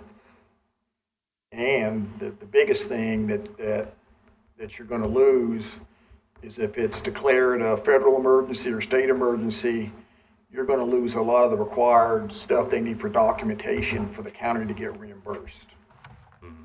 And could lose, even more important is probably, lives. But, so I would recommend that you start coming up with some scenarios of what we can do to mitigate that. Make it better, for sure. The next one we kind of already touched on, the AVL for EMS. I'd like to have AVL on all county vehicles, Yeah. and if you would propose that during the budget, I'd appreciate it. And the sheriff's, if he wants it, the sheriff may call on his cars, but every other vehicle, I think, should have it. Y'all agree? Oh, yeah. Yes. And you're talking about like everything as far as DSS, everybody. DSS. So you know where every car's at anytime you want to know. For a whole lot of different reasons, we need to know that information. But Well, yeah, but I, safety, for one, personal safety. yeah, but I don't think you expect him, his center, to monitor like DSS or monitor, That's kind of what I was going to ask and I don't know what the, however, if it would be, and go to like a direct supervisor at DSS or go to the admin office or whatever as far as non-public safety vehicles. Yeah, so Glenda's been working with the garage and DSS on the implementing that thing with Enterprise. There's a system they're putting on all the DSS vehicles. It's complete now, except for maybe 2 vehicles, I think. But Glenda can pull it up on her computer, and Stacy can as well, and you can see every DSS vehicle, where it's at right now, where it's been, what the speed is. Well, I like all kind of Everything. vehicles to be able to do that. Right, I'm just saying, there's a way to do it for the non-emergencies that don't yeah, involve you just, him having you wouldn't to. want him to have to. No, no, intertwine. Enterprise has Yeah. helped to do that with Just the, supervision, be able to look at them, see what they're. we started it with DSS from last year's budget to start them first, just to make sure we liked how it worked and liked how it looked as far as what you could see. And it's a good system, so I don't know, I wouldn't just go ahead and move forward and do the rest of the vehicles. So then that'd be different than but you would be monitoring the EMS vehicles. So certain ones you would, Public safety. public safety stuff, you would. Because the EMS vehicles, that basically, they interface with CAD, with our dispatch software. So Yeah, we would pull up, they would show up on our CAD map, and when you had a call for dispatch, when you would open it, it would tell you, it would pick the unit for you. It'll give, unit 3, it'll give a time. They're 3.2 miles or minutes or whatever. okay. Yeah, so just split it that way and then shuffle the rest of it off to whoever we need to, that needs to have that information. The last two, we need to go down, we're going to have to go down the road pretty soon of console furniture. We are at about the 12-year mark on those. They're getting worn out. They're supposed to have capabilities of raising and lowering and this, that, and the other. They have heat and air condition that none of them work. We don't have it. But they have the thing there, but they It's don't a know. fan. It's just a fan. Some of them don't work. Some of their consoles don't even raise up and lower anymore. Best practice for those are about a 10-year replacement mark. So like I said, we've kind of passed over that now. So we need to go down that road. There again, pretty big undertaking because they're going to come in and probably do 2 at a time. Somebody's about to move out. They're going to do it. They'll probably do. I don't even know if they can do it all in one day with all the connections that has to go in there, and they basically come in there and construct it. There again, that's a 911 funds thing. As long as it holds dispatch eligible equipment, anything else off to the side that holds printers and cabinets and stuff like that, they don't pay for it. And then the last one is upgrading our Rapid SOS to our premium service. So it's a call taking or call processing solution that is interfaced with CAD. They have a free version or an unpaid version, I should say, that we subscribe to. It's really cutting edge technology. This advanced or this premium service that we've looked into provides a whole lot of different features. It does the automated stuff from like telematics subscribers. So if somebody hits their OnStar button in their car or there's a crash notification, we get the information before they've ever picked up the phone that tells what kind of vehicle it is, the VIN number, what color it is, who owns it. Shows up on our map where the accident occurred. There's a lot of features in here that integrates with school safety. They can integrate these buttons in the schools where they can hit it for an active shooter or something like that. They can hit it. It comes directly to us. We can open it. It gives a layout of the building. So there's a lot of cool features there that we've had some demos done on. So we might try to look into that too, that's coming up. budget. We talked a little bit about some salary comparisons. Something else I just wanted to throw out there too is that the 911 board is doing a campaign. They're doing a statewide. They've contracted with Spectrum Outreach, which is same. When I say Spectrum Outreach, it's the same thing as Spectrum Cable News. But they've created a commercial. It's about a minute-long commercial that's going to be broadcast on TV, internet, and it's all about recruiting telecommunicators statewide. We are very blessed to be full staffed here because nobody else can say that. Everywhere you call or go, it's a no. We were sitting in that PSAP managers meeting in Durham last Thursday, and they said, show of hands, who's full staff? I think there were 2 hands went up in the room, mine and somebody else's.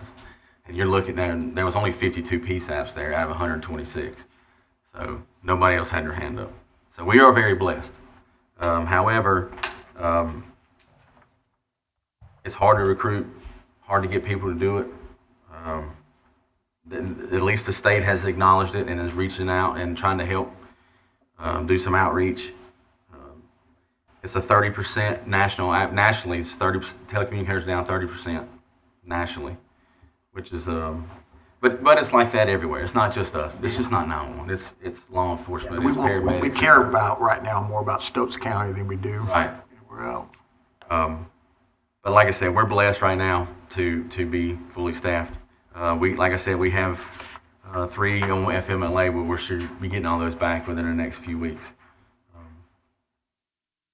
The next page is our kind of a brief overview of our turnover. Since I came in 21, we have had 4 full-time resignations. However, we did retain 2 of them for part-time. Any vacancy that we've had, however, we've filled with our part-time employees. We've happened to have a good staff of part-time employees who were interested in full-time. When a position came open, they moved right in. That's good. And life moved on. I kind of like that model in a way. If we can get them here, get them trained, get them caught up, get them certified, be able to work on their own as part-time, if they're interested in, if they don't have another job, obviously, if they want to go to full-time, we can just pull right out of that group. Currently, we have about 7 part-time employees. Out of that 7, we probably have 2 that work pretty regularly that helps us out. Part-time staff is just difficult to hire, difficult to keep. You have a lot of them. Obviously, a lot of these folks have full-time jobs that they have to go to. They work Monday through Friday at somewhere in Winston. The last thing they want to do is come up here and sit on Saturday and Sunday. And I got it. I completely get it. They have home lives and other commitments, and so it's hard, like I said, it's hard to recruit sometimes. We tell them, especially those with experience, we'll hire you part-time, we're going to pay you $12.80. And you're like, I don't know about $12.80, but some of the, so from doing our research, and I didn't really reach out to HR about exit interviews or anything, but of those employees that resigned over the last year or so, various reasons. A lot of them, some of them was pay. We had a couple that got remote work opportunities. Hey, if you took a job making more money and you could stay at home all day, what power to you? I mean, I can't blame you. Some of them were schedule demands. They just got tired of working Saturdays and Sundays. Got tired of working Christmas and birthdays. And like I said, I get it. But How do you on your? I saw you had 12-hour permanent shifts, but I mean, do you rotate like different days off though? All days and stuff. Or does the squad just always have the same days? right, yeah. So they do like what they call the DuPont schedule. So Monday, Tuesday, Friday, Saturday, Sunday, and then the following week's just Wednesday, Thursday. As it averages out, 15 days a month that they work. On average, 14 to 15 days a month. here recently, we like I said, we do have a few part-time staff that really help out and try to cover. A lot of our biggest are night times and weekends. Those are the times that people are like, I'm good. But we do have a couple that do pull some nights and weekends to help us out. A lot of this coverage we've been having here lately is overtime because we got to fill the seats. Like I said, we've had 3 on FMLA, 2 of them was on one shift. So we went from 3 on the shift to 1 pretty much overnight. But we've topped the hill now. We're on the downhill slide with those folks. They're all coming back here in the next couple of weeks. We've had a lot of full-time folks pull overtime and cover a bunch of shifts and really helped each other out and helped us out. And so, Is there any way to, like, you can hire someone that wouldn't be, certified to be on the radio to dispatch, but do you ever get bogged down in administrative calls to where it's taking up so much time from your telecommunicators on a channel? right, I mean, that might be, handle some non-emergency stuff. Yeah, that might be something you might want to look at, just to take the strain off right. the person that's running a channel.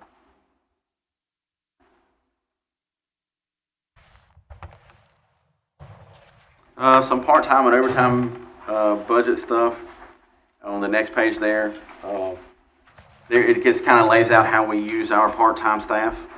Obviously, we have a threshold of what they can work before the county is ultimately required to give them benefits and all that stuff. We started with about $40,000 in our part-time budget. We've expended about 18 of that.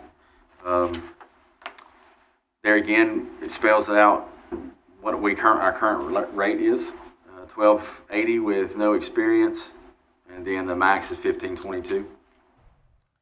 Our overtime budget is, like I said, covered a lot. We've expended quite a bit of that,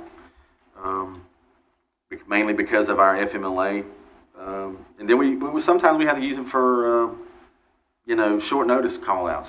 People call in sick. People go on vacation.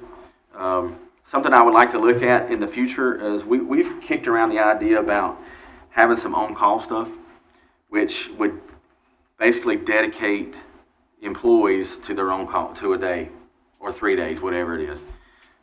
Even if it's something as simple as they pass around the calendar and they write down 3 days that they're available to be on call. That way they know ahead of time if somebody calls in sick on February 3rd that I'm going to have to work.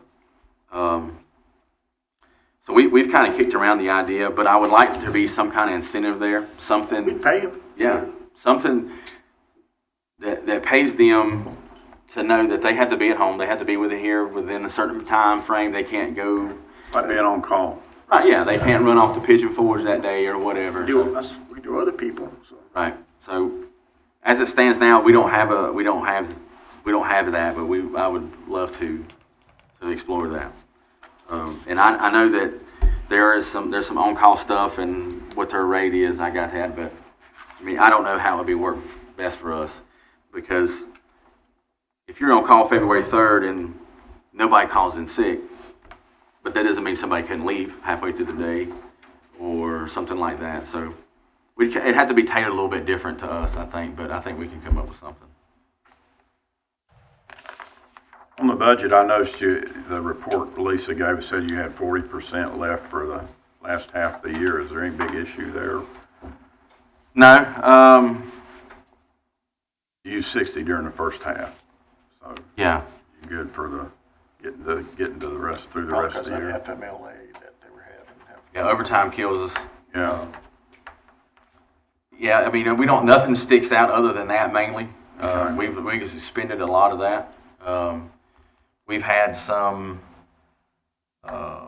things that we've had to pay for that wasn't necessarily budgeted for, as far as equipment that kind of pops up at the last minute. I remember some one of them. software licenses and You brought things one like of them to our board, I remember, not Right, long yeah. ago. Okay. UPS batteries.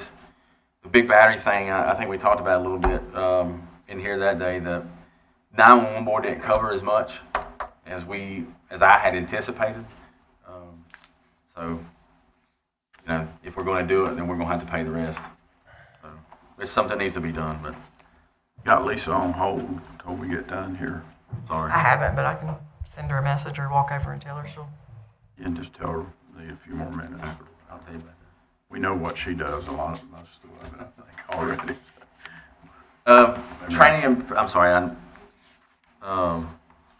training and professional development. So we obviously our folks do a lot of continuing education. They do their EMD Con Ed online. We have, I guess, an agreement or whatever with Richmond Community College. They push out continuing education every month. They have to take it, have to pass a test. If they don't, they have to, go back through the course, retake it. When I started, because of COVID, they had stopped doing in-person training in-house. Since then, we've implemented that now. We meet every Tuesday at 5:30, or not every Tuesday, the first Tuesday of every month at 5:30. We pick a topic, we train on it for an hour and a half. Me and Kevin will do a little spiel. We'll do like an SOG review, something like that. We have guests come in, do topics on law enforcement things, all kinds of stuff. Our medical director's coming up here in a couple months we'll do a CPR refresh, all kinds of stuff. That's really helped get us back in the room because they took a long time off where they didn't get to see each other in person and doing any kind of in-person training. We're getting ready to do some training with EMS. We've been invited to do some February, later this month and in March with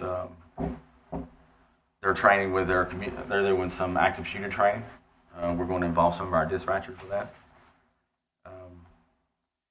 We've encouraged, last year, it started in kind of 21, it finished last year, but I was a graduate with the PSAP Manager's curriculum that the State 911 Board put together through the community college. It's getting ready to start again in 2023. It's about a 10-month course. All four of my supervisors applied to join. It was they kind of handpick who they take for whatever reason. So I don't know what their status is. I don't think I've heard anything back, but I hope they get into that because it is a very good course. It'll teach them how to function at my level because I'm not going to be here forever either. I don't have Kevin time, but I got less than 10. So we had 2 employees attend the 2022 Telecommunicator Symposium in Greensboro. A lot of them, I don't know that they've ever been able to go to that. So we sent a couple down there. The State 911 Conference is coming up in May. We're going to take as many people as we can go. Where's that at this year? Wilmington. I think this is their final year in Wilmington before they move back to Cherokee. That runs April 30th through like May the 4th. There again, never had the opportunity to go to anything like this, so we're going to try to take as many people as we can. They can class all day long, vendor halls, that kind of stuff. And then we have an employee currently right now getting their CPR instructor. They asked about getting it. We would like to have one in-house so that when we have employees who are off a schedule, need a CPR recert, they can go in there, knock it out, and be done. CPR instructors, that's a cheap certification to get. And I was like, absolutely go if you want to take it. Important one, though. It is important. Short and long-term goals. Some short-term goals is complete and transition to our APCO call taking software. So in November of 2021, this had gotten started prior to me coming here. They got to a certain point, they stopped. Don't know the reason, but I kind of picked up and had to start over with it. But in November of 21, we looked at changing our call taking software. So we kind of had to start the process over. We've finally gotten to the point now where we've got the funding we need.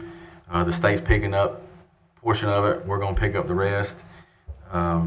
We got to do some finalization on a user agreement, do some implementation stuff, do a little bit of training, and then we'll be off and running. This APCO stuff has a lot of quality assurance pieces to it. They've partnered with IBM Watson to provide the quality assurance piece of it. It's a whole lot better than what we got now. I mean, the quality assurance stuff we have for our call taking is good. This provides a lot more data. So we're slowly getting to that point. We talked about an IT position earlier, increased salaries. We need to finish up some radio updates to prepare for the state radio upgrade in 2025. AVL for EMS. I'd like to see a CAD mobile version. Our CAD system has a mobile version that you can have on your phone or a laptop. That's something I think would be good for a lot of people out in the field, a lot of first responders. Dispatch consoles like we talked about in the Rapid SOS stuff, some long-term goals. I would like to go down the road of exploring a new CAD system somewhere in the near future. I think there's a lot of new technology out there, a lot of better things out there that I think we can expand upon that we don't have capabilities of doing now. Motorola, what we have now? Motorola Flex, yes. It was called Spillman. Motorola bought it. Yeah, Motorola Flex. Like we talked about again, the upgraded or relocating the backup PSAP, and then kind of like we talked about earlier somewhere about doing something different with the primary. We're going to look at expanding down the road, or we need to look at a relocation or something. And then I put on the last one there our concerns that if we can. I talked to Amber about, getting on the closed session maybe Monday and going over some stuff. Okay, that's fine. Staffing and personnel, that kind of thing. One last thing for me. I'd asked the sheriff what the priority one response time for his agency was, and he didn't know. He asked me to ask you. Okay. You get that for me? Sure. And then, how deep do you go? Down to 3 or 4? Priority 3, 4, or priority 1, priority 2? I mean, how far down do you label your calls for public safety? We don't necessarily hold anything. It comes in, we get it out to either an officer on the road or the supervisor that's on duty on the road, and if they tell us to hold it, we hold it. But we have basically emergency and routine. Yeah, that's what I was going to say. That's basically because of the protocol. I'll write this down.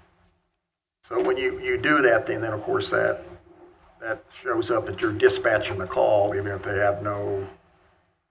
So you dispatch a call the same way as if for an armed robbery, and if, hey, got a disabled vehicle. It shows up in CAD as priority, and the way that they do, like law enforcement, for example, they give the call out to that zone officer, or if they're tied up on a call, maybe to the supervisor. They just give it out and say, this is what we got, this is the address, and they go from there, if that makes sense. And if it's something in progress, like a domestic in progress or armed robbery and stuff like that, excuse me, I think that's automatic emergency response. But with our questioning that we do on the ProQA, it does prioritize. It'll put it in like an echo category if it's something in progress with weapons involved, or a Delta, which is just below the echo. And then you have Bravo, Charlie, and Adam, which, there again, we give them to the officers and their supervisor, and they make the determinant on how they're going to respond. We can pull it to see how many Echo and Delta and Charlies. Yeah, normally what occurs is each agency gets with the comm center and says these type of calls are priority 1, these type of calls are priority 2, these type of calls are priority 3. What it does, it kind of frees up, because I mean, especially if you're in high call volume, telling the same, because I'm sure there's no more than one sergeant working on the road in a 12-hour shift, I guess, for the sheriff's office. So it's not like you're spreading out to 10 different field sergeants. But anyway, if you just give me whatever your definition of an emergency call is, what the average response time is from the sheriff's office and also from emergency services. Anything else? One, you got questions, comments? I just, I've got some thoughts and comments, not really any questions. To me, to me, 911 is one of the most important departments we have. Had a lot of experience with that in a negative way, having 2 massive heart attacks. My wife calling, and the way they handled the call professionally, they were able to keep her calm during the conversation, getting exactly what was going on at the time, and because it's easy to get the person making the call, it's easy for them to get nervous, upset, not be able to explain themselves clearly. Right. But the people, telecommunicators here at Danbury, they've done an excellent job. The 2 times my wife had to call and say my husband's having a massive heart attack and keep her calm. And I tell you, it's a job that can be a burnout job because there's so many calls you take that are so, I don't want to say just important, but just so almost life. If it's a health issue or if it's a law enforcement issue, anything of these natures, EMS, involved, anything. I officiated high school wrestling 38 years, and so I did a lot of Surrey Central matches in Dobson. And I live right here in the center of Stokes County on Flash Hills Road. I am smack dab in the center of the county. And it took me 45 to 50 minutes to get to Surrey Central High School in Dobson, so I know that. You're talking about backup. Yeah. That's a good 45 to 50 minute haul for me. Yeah. In a car. Right.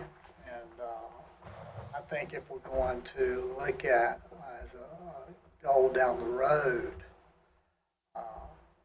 that we need to start just, I know we're not saying this year or maybe not even next year, but we need to start thinking about where we want to have our backup down the road. That's all I have, but thanks for all y'all do. Thank you. And thank everybody in your department Will do. for me personally. I'm sure they're watching. Hey, son, you got comments, questions?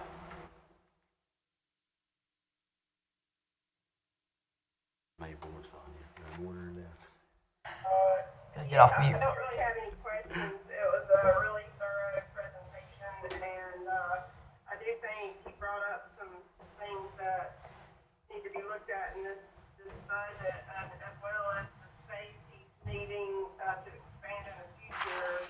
I think hopefully we can take care of if we go ahead and take care of it now with the courthouse expansion, hopefully. But I am concerned about the 40-minute times the Dobson for the backup. I was not aware of that. So thank you for making us aware of that. That's definitely something we need to look at. If not this budget, and a budget not too far down the road. Okay. That's all I have. Yeah, we used to have a backup in King, but it was not a very functional backup, but at least we had one there until what we have now is a lot better than what we had then, but I mean, we could relook all that, I guess, down the road.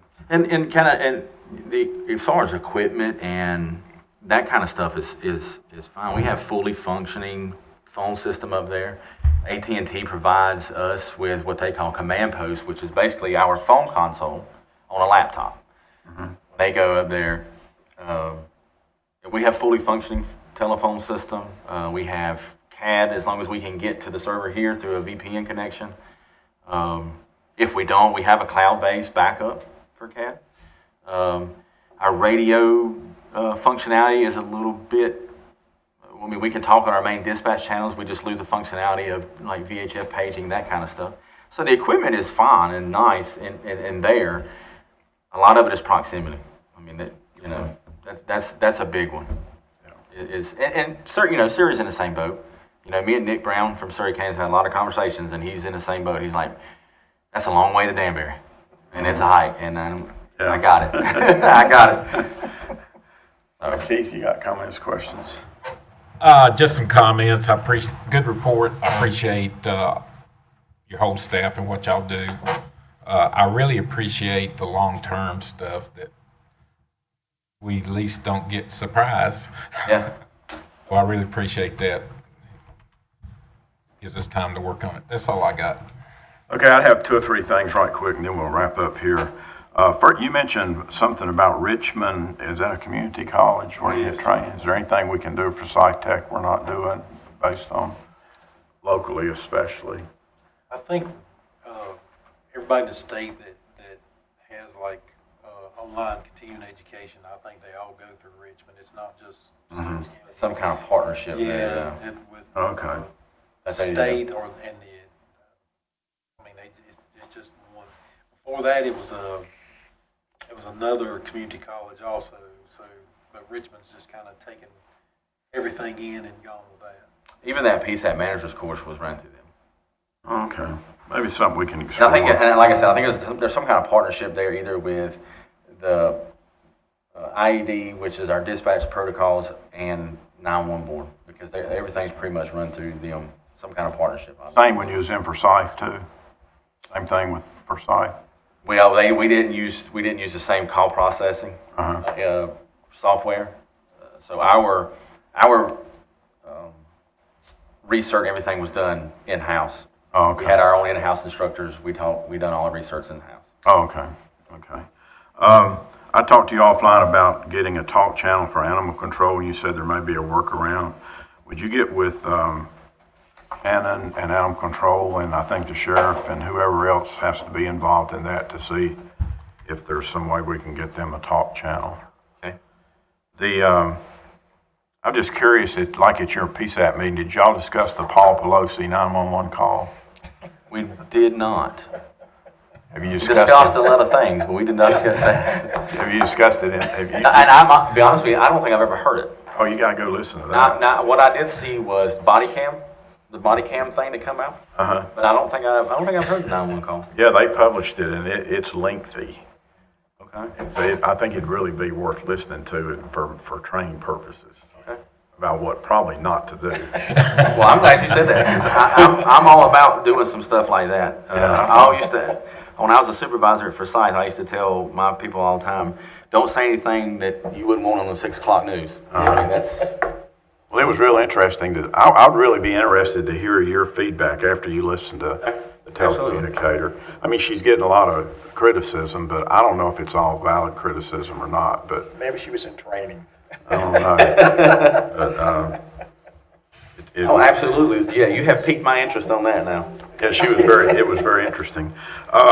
With cell phones, we have all the capability we need when people have accidents using cell phones now, Yes.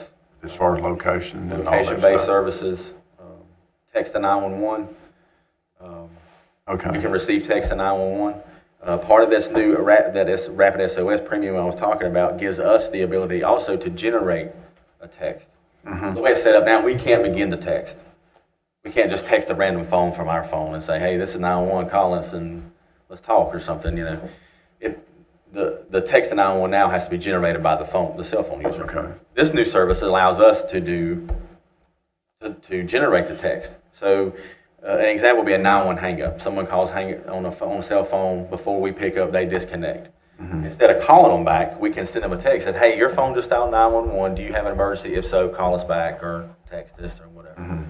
So that's another feature in that new program that we like. Okay, great. Okay, that's all I have. This is a great presentation. Appreciate it. Thank you. Break.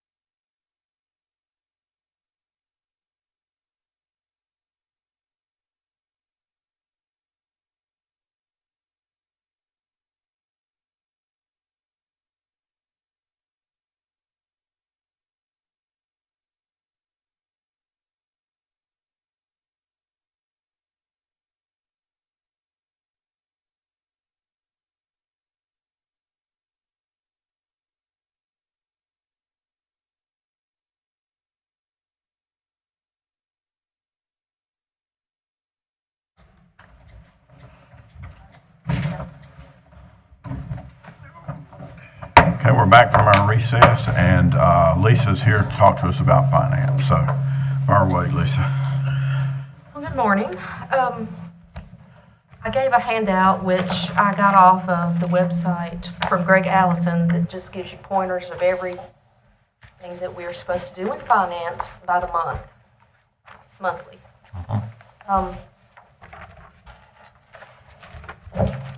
The first question, just an executive overview of our mission. Our mission is to aid you as commissioners in making sound financial decisions along with being good stewards of taxpayer funds.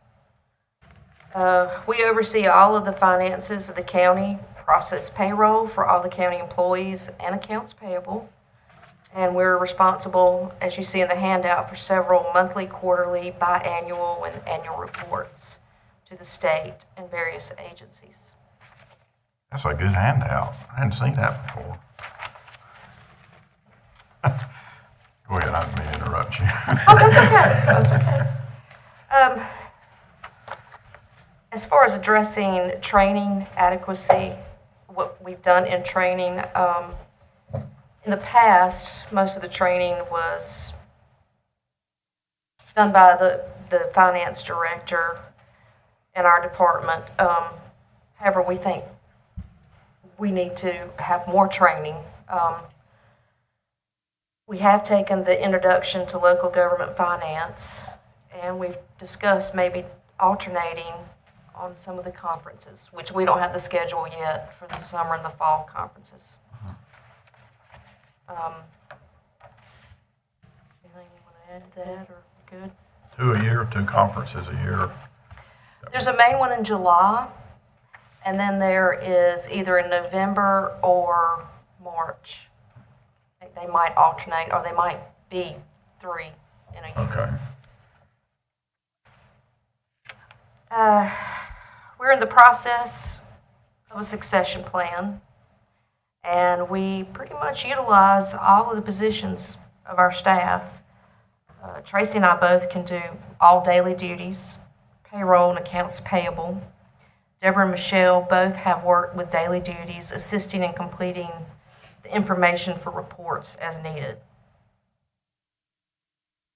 And as far as turnover, we've been real fortunate.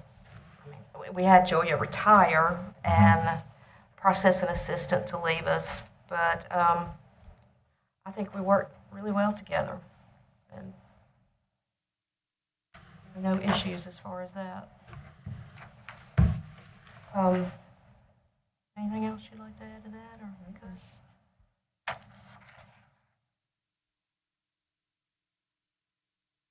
Short, long-term goals that we have, because we are pretty technically new to finance director and assistant. I really would like to streamline the workflow and reduce so much manual key entries. As of July, payroll went direct deposit. Everyone now there are no paper checks, so that was a goal we accomplished. We're going to start, hopefully soon, updating the current finance HR payroll system. I think it's in legalities right now between Ty and their legal team. That's the big software It's upgrade. got the software conversion. Yes, sir. And we're going to use the budget prep through GEMS this year instead of it being manual entry and the copies, the paper. We started with our first Zoom meeting with Blake from GEMS last week, and we have another one Wednesday with Blake to get that going, to do a simulated payroll, hopefully. You're talking about the budget submissions from all the department heads and everything's all going to be done? That's what we hope. It's our plan. When does that kick off, like about almost End of now? February. Well, I think we got to start at the end of February as far as giving out information to the departments. Yeah, okay. It's Be fun. Well, it's always been a capability. It's just never been used as part of that we paid for, and nobody's ever used it. So we want to try to. I think it'll be easier than what we do now. Some of it's already set up. Mm-hmm. Like security. Yeah. Diane and already had that set up when I guess they initially tried to use it several years ago. Mhm. Okay, good. That'll be an interesting experience Encouragement, Rick, encouragement. for one who's used the other ones for many years.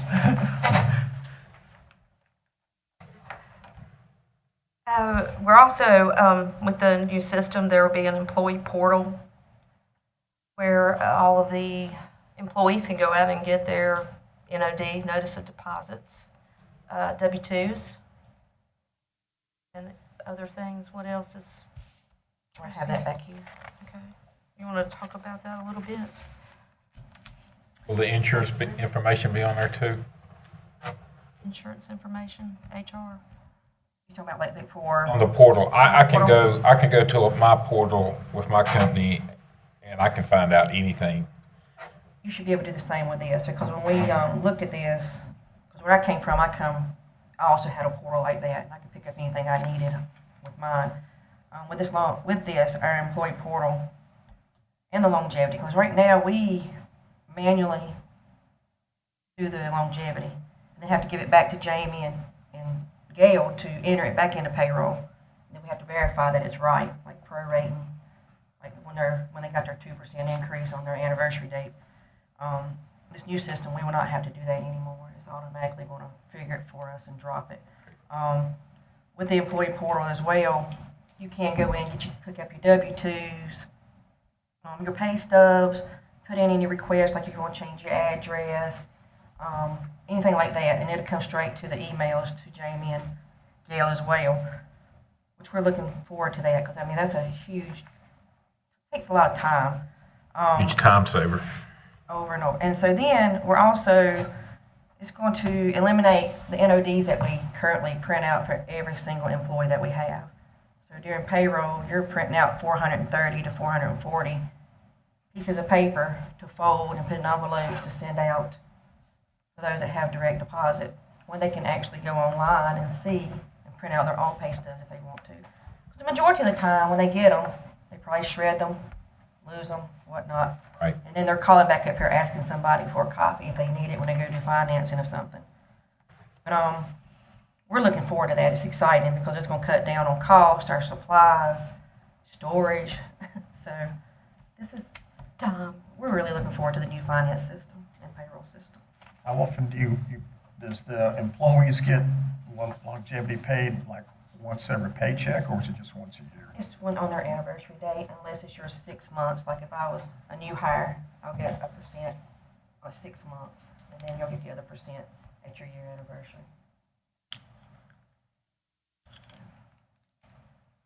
I think what Commissioner Will was asking too about the insurance question might be more an HR question. I think, do you mean like the portal, you go in there and make changes to your insurance, see your insurance We cannot information? make changes except once a year. Like We you make an mean- announcement to all the employees, and if you miss that boat, it'll be 6 months before you can. make Right, any more. but can you see like your insurance coverage, your Yes. card, all those Yes. kinds of things on there? And there was something that I thought that the insurance broker was working on to get that to where we would have that, but that wouldn't be to do with your finance software. So it'd be a separate thing.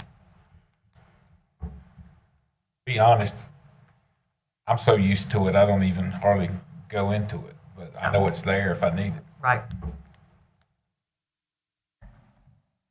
The next question, list by priority the top 3 issues, if any of them keep you awake at night. Tell us why. Been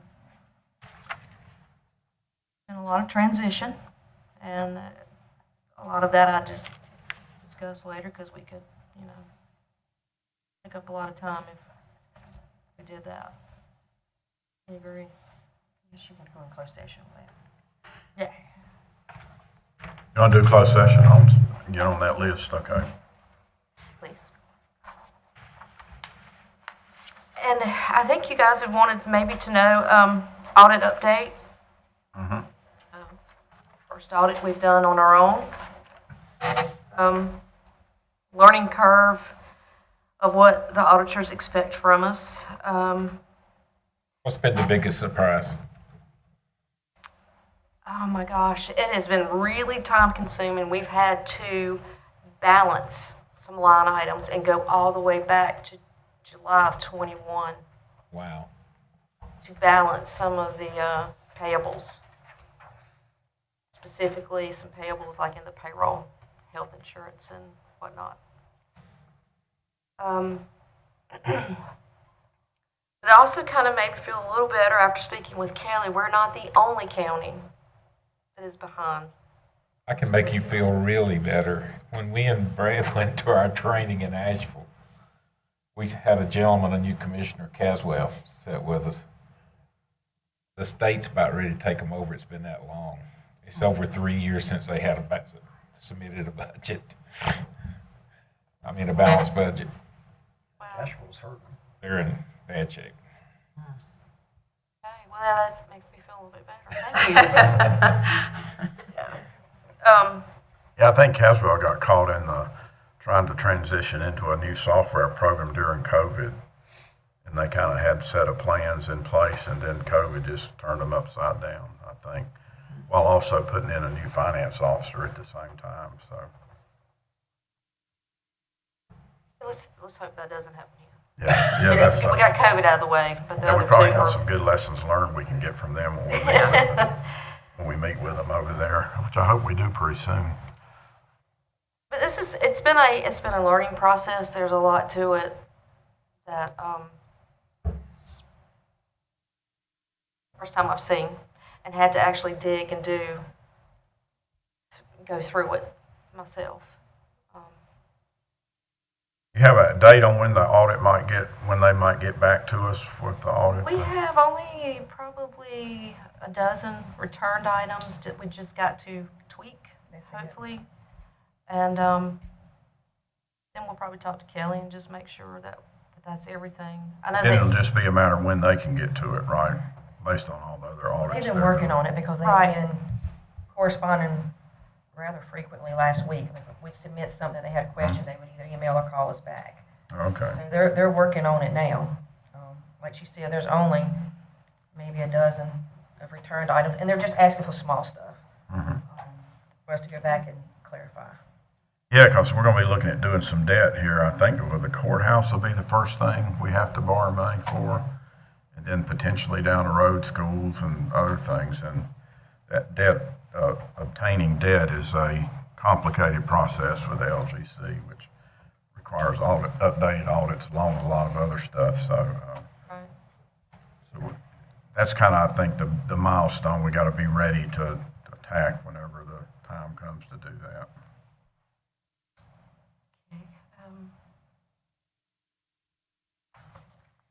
anything else I need to mention that I forgot?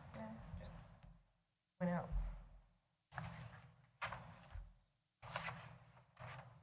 Oh, well, we were just, a little sidebar note, we're using the opportunity to grow and learn from this audit experience and hope it will help us be more proficient with the future audits. Oh, This one yeah. has taken a little more time consuming for us. And the new software is going to help in these audits, right? I hope so, yes, sir.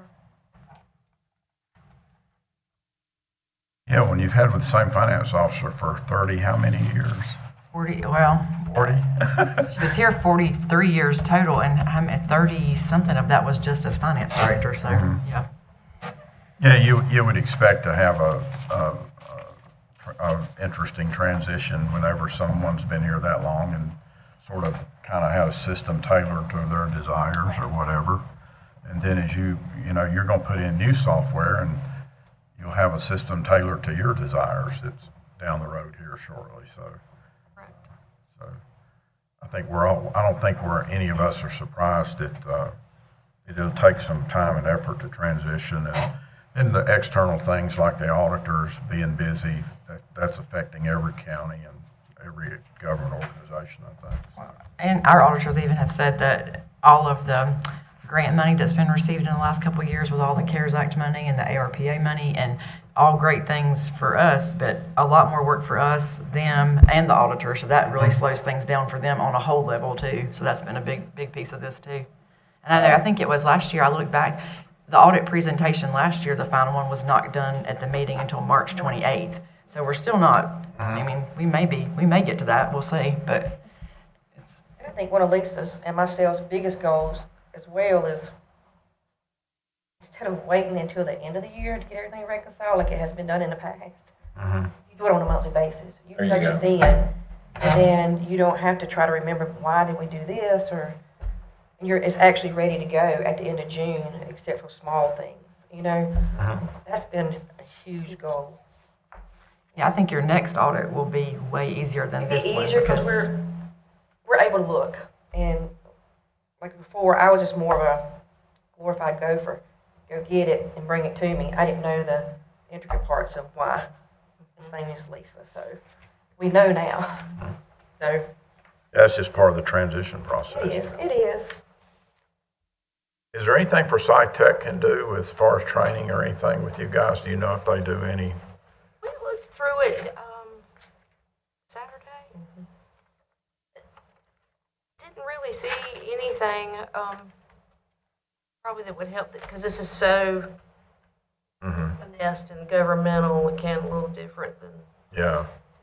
I haven't heard of them doing a lot of that kind of stuff, but. I believe it'd be more of a like pop up when we get on the listserv. Mhm. You'll see every now and then they'll pop up a class that may be Right. tailored to something that we need. But like the intro to the local government finance, they only offer that once a year. So we both jumped on it this past August. And they usually do it towards the end of the summer. What about some training on dealing with these grants? What are y'all up against? Because we're going to push for every one of those we could possibly get. Does that mean more training? Does it mean additional person? I mean, I don't know what's involved. I'm green. Do some research as far as talk to someone else is how much manpower, time it takes. If it's an additional person, and yes, we need training. I agree, because this is kind of my first time with grant processing, and then we've got to, I think in April, reporting. I worked with the CDBG funds before. You've got to be very technical, and you got to have it just right. Yeah, I think with the grants, most grants, and this may be an overgeneralization, but the department that gets the grant has a whole lot of responsibility with managing the grant. But They then do. finance has to be involved in all of them with a component of each one of them are some things you have to do as well. Yeah. And that's how it is for specified grants like emergency management or things like what Eddie's received here with that, transformation grant.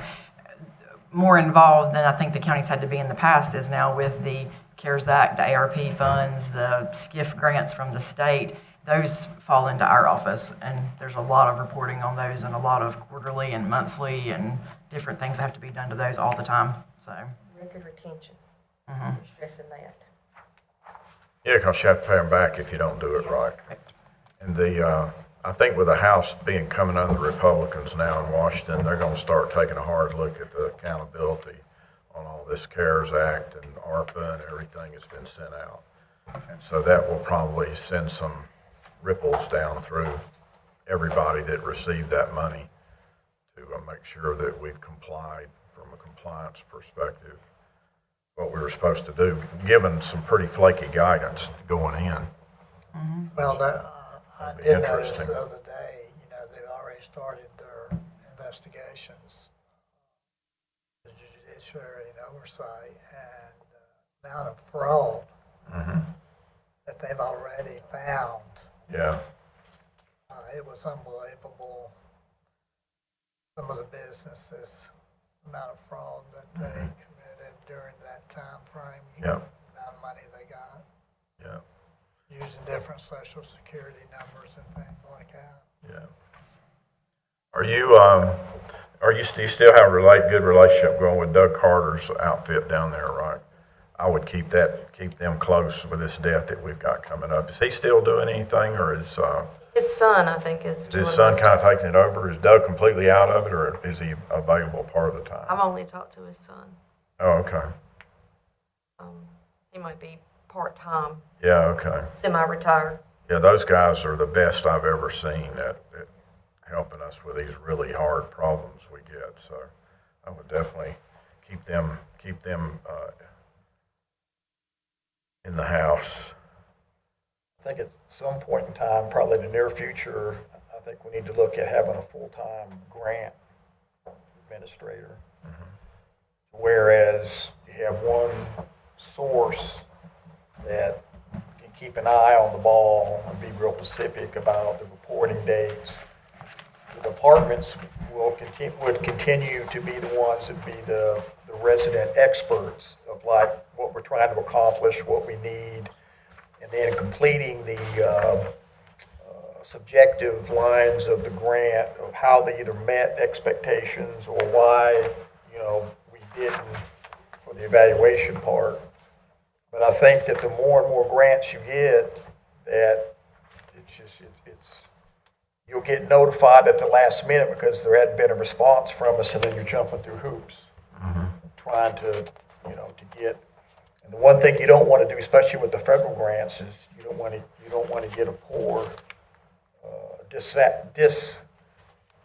not satisfactory response, timely response going back, because it hurts you in future grants. Yeah, exactly. We've got like these grants with the water system and all that stuff going on now, lots of them here and there. And to this point, we've got a really good reputation with USDA and all those people, so we just need to keep that, yeah. This thing's a really good checklist for what you gotta do if it doesn't overwhelm you by reading it. Son, you got any comments or questions for Lisa?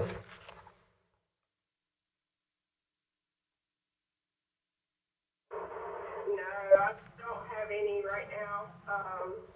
But thank you for the presentation, and I know y'all got a lot of work cut out for you to implement this new software system, and I appreciate y'all tackling that for us.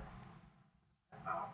Okay, thanks. Ronnie, you got any comments? No, just thanks for the way y'all jumped right in and took right off and didn't hesitate, trying to gain all the knowledge you can. And I know anytime you're dealing with new software, that can be an animal in itself. So appreciate everything y'all done.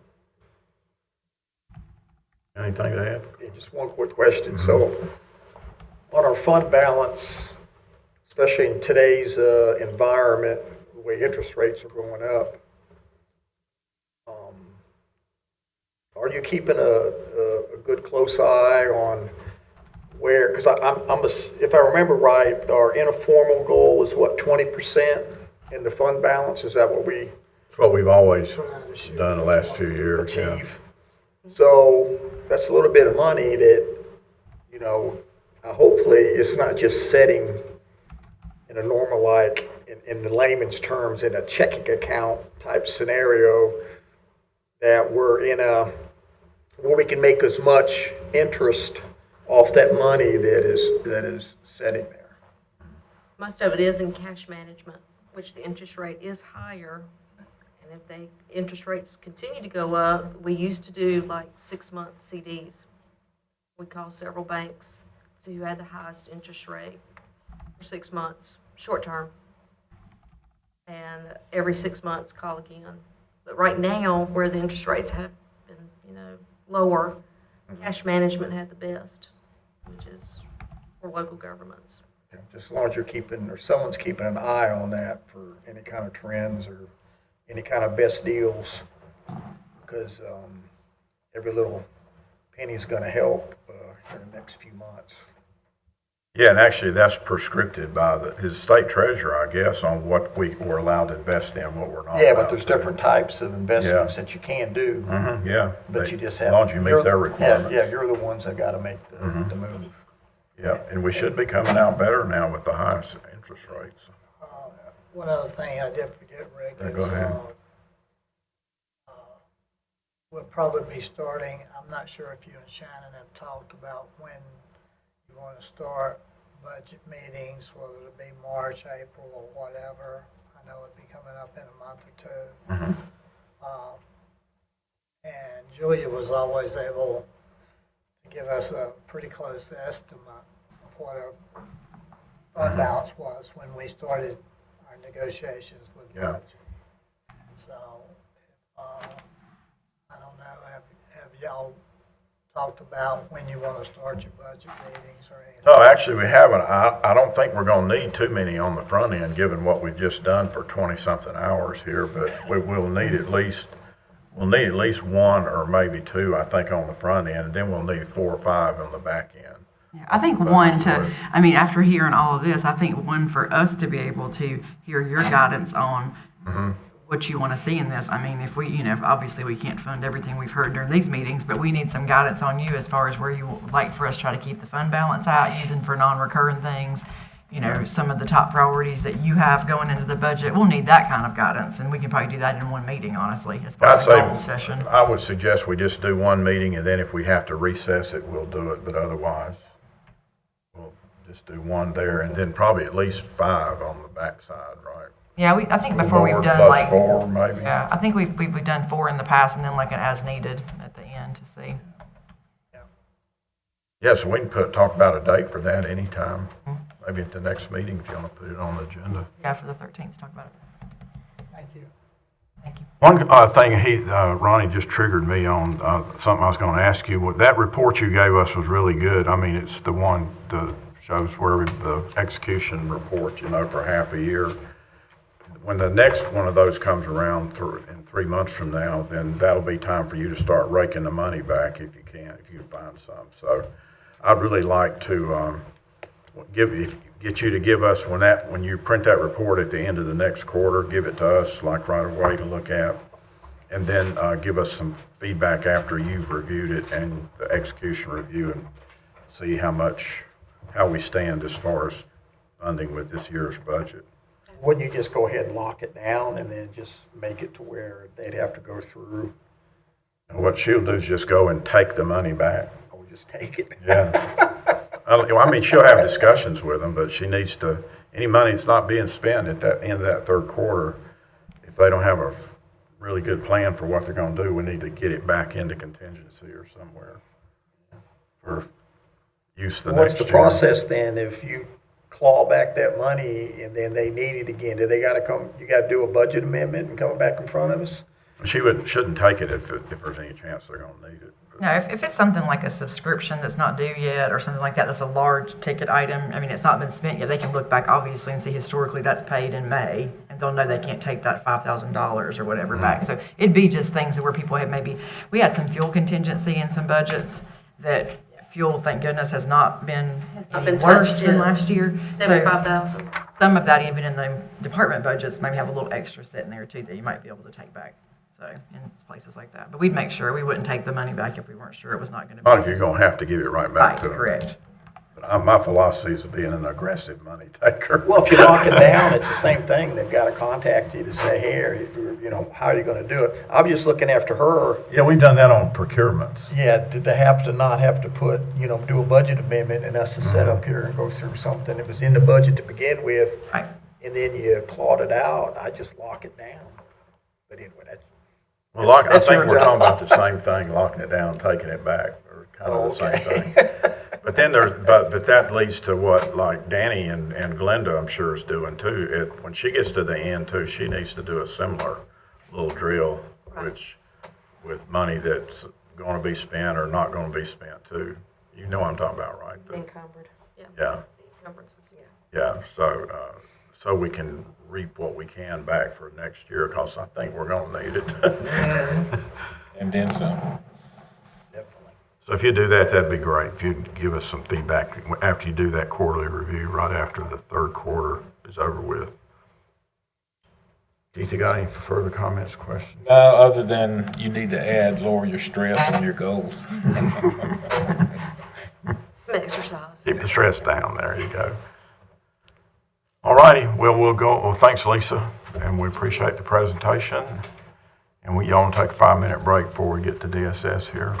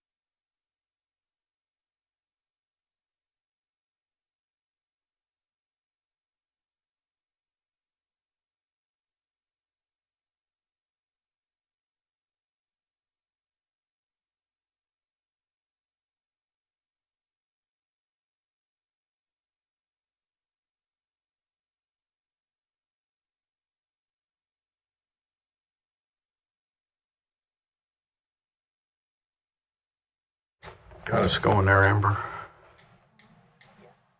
Okay, I'll call our meeting back into session from the short recess, and our last presenter today is DSS. And so I'll turn it over to Stacy since she's probably got a good idea what we're here for.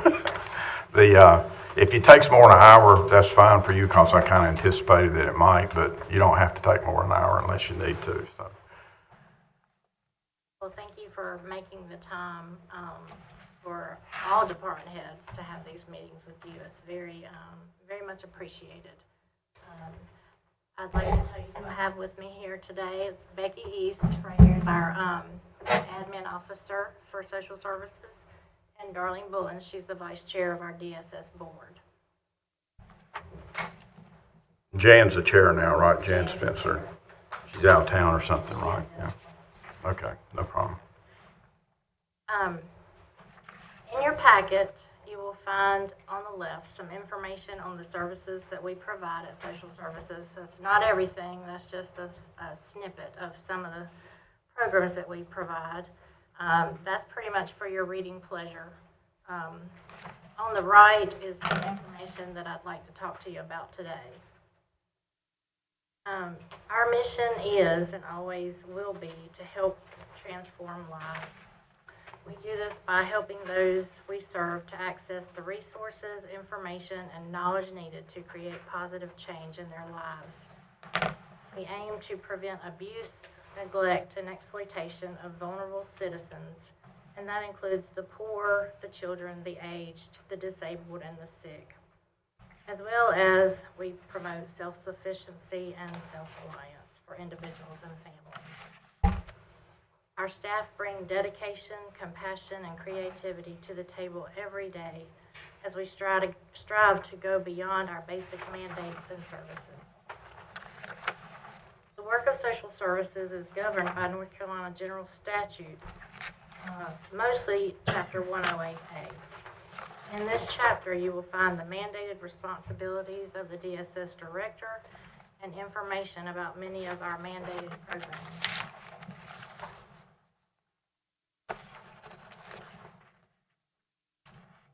It is also important to note that many of our mandated programs receive no assistance with funding, or little assistance with funding. For example, like shelter duty, we are mandated to assist and be available to run shelters in the event of an emergency in the county.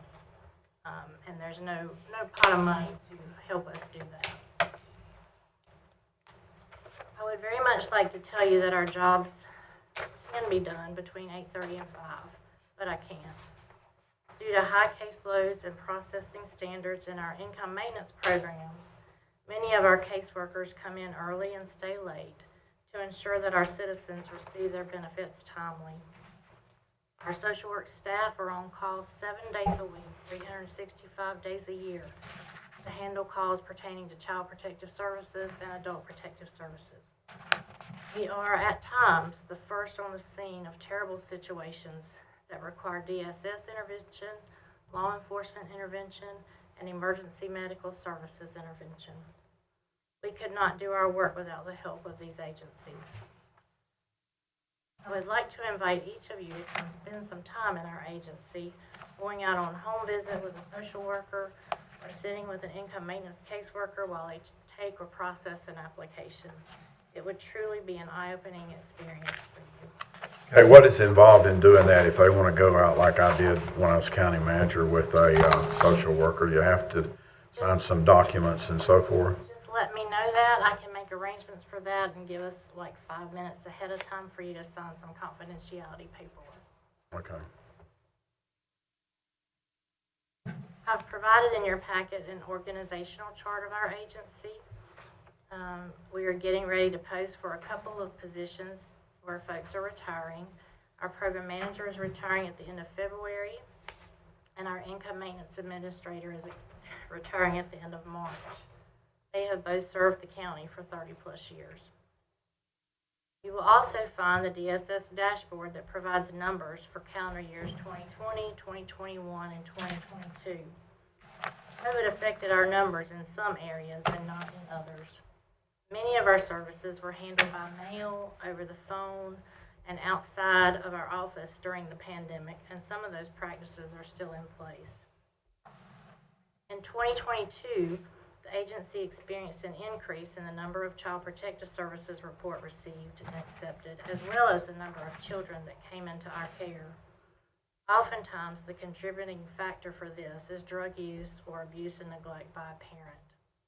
Our goal for these children is always reunification with a parent, but if that goal cannot be reached, adoption is always an alternative, and during 2022, we completed 14 adoptions. Training on policy for our programs is typically completed by our supervisors. The state provides minimal training, even for social work programs. This training often leaves social workers feeling less than trained. For example, the child welfare pre-service training for social workers is a 12-day training. 1 day of that is dedicated to foster care, and that doesn't even touch the work of a foster care social worker. The state is working on revamping this training, so I am hopeful that will provide a positive change for our social workers. A quality assurance / trainer position in our social work departments would be of great benefit to our staff and the agency. For our income maintenance programs, NC FAST has its own system trainings within the system, but that does not cover policy. Again, policy for these programs must be provided by our supervisors. At one time, Rockingham County Community College offered some NC FAST training, and we actually had a couple of employees that attended. They said the training was beneficial, but it didn't provide policy. I have recently found out that Surrey Community College offers that training to staff of DSS and to the public. Supervisors from Surrey DSS provide this classroom training at the community college. I mention this to say that this kind of training would be beneficial at our Forsyth Tech locations. However, with our limited staff, I'm not sure how that would be sustained. A quality assurance / Yeah, we just had that conversation with Sally sometime then. Yes. Okay. A quality assurance / trainer position for our income maintenance programs would be a tremendous benefit to staff as well. Having these positions for the agency would also help us during audits. The workload and deadlines required to get the work completed cannot be completed in a 37.5-hour week. Supervisors or caseload carrying supervisors who struggle ensuring that all program requirements are met. Errors made in social work and in our income maintenance programs can be very costly for the agency and for the county, and could be prevented with appropriate training and quality assurance. Turnover rates in 2022 have been the highest so far. I've attached a sheet for your review regarding our turnover. Social services agencies across the state are experiencing these high turnover rates, just like other companies are. Recruiting, selecting, and training is not the same as it was 10 to 20 years ago. We cannot attract candidates, especially not qualified candidates. Our social work units have a total of 26 positions providing adult services, foster care, and child protective services. We have 5 vacancies in those units, with the highest number of vacancies in foster care at this time.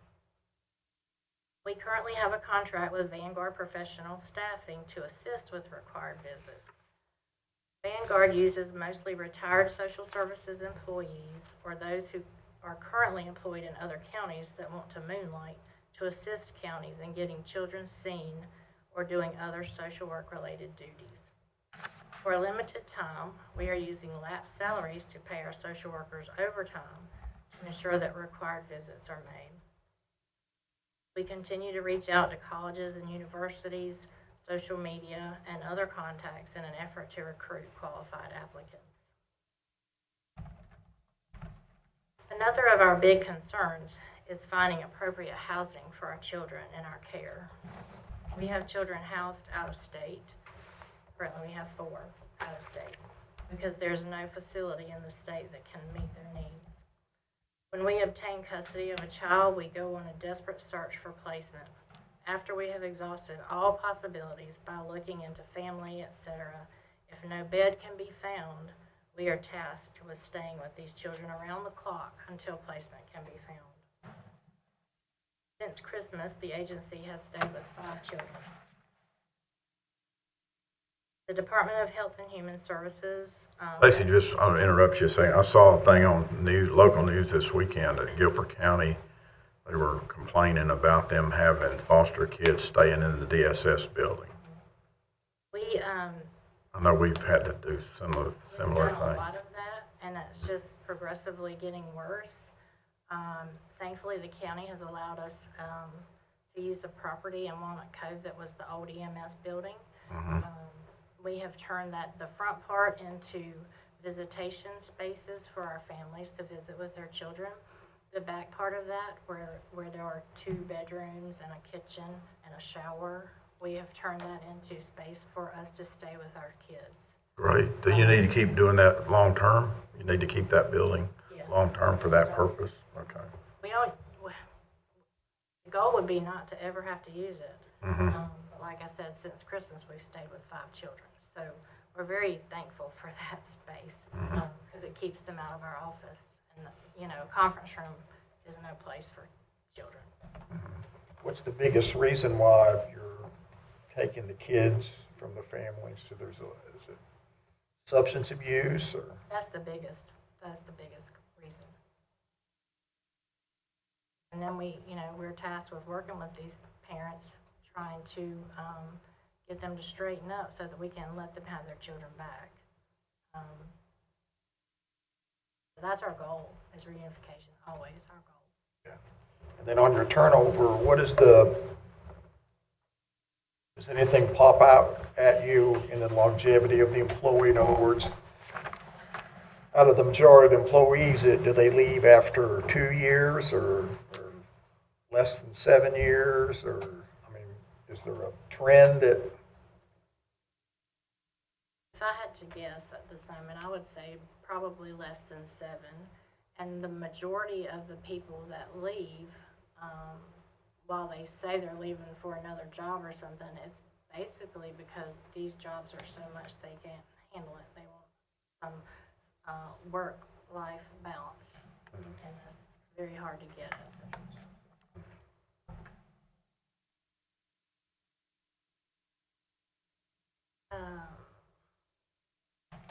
The Department of Health and Human Services has announced that they are launching a new online tool to help locate beds, but we haven't been told if DSS will have access to this tool yet.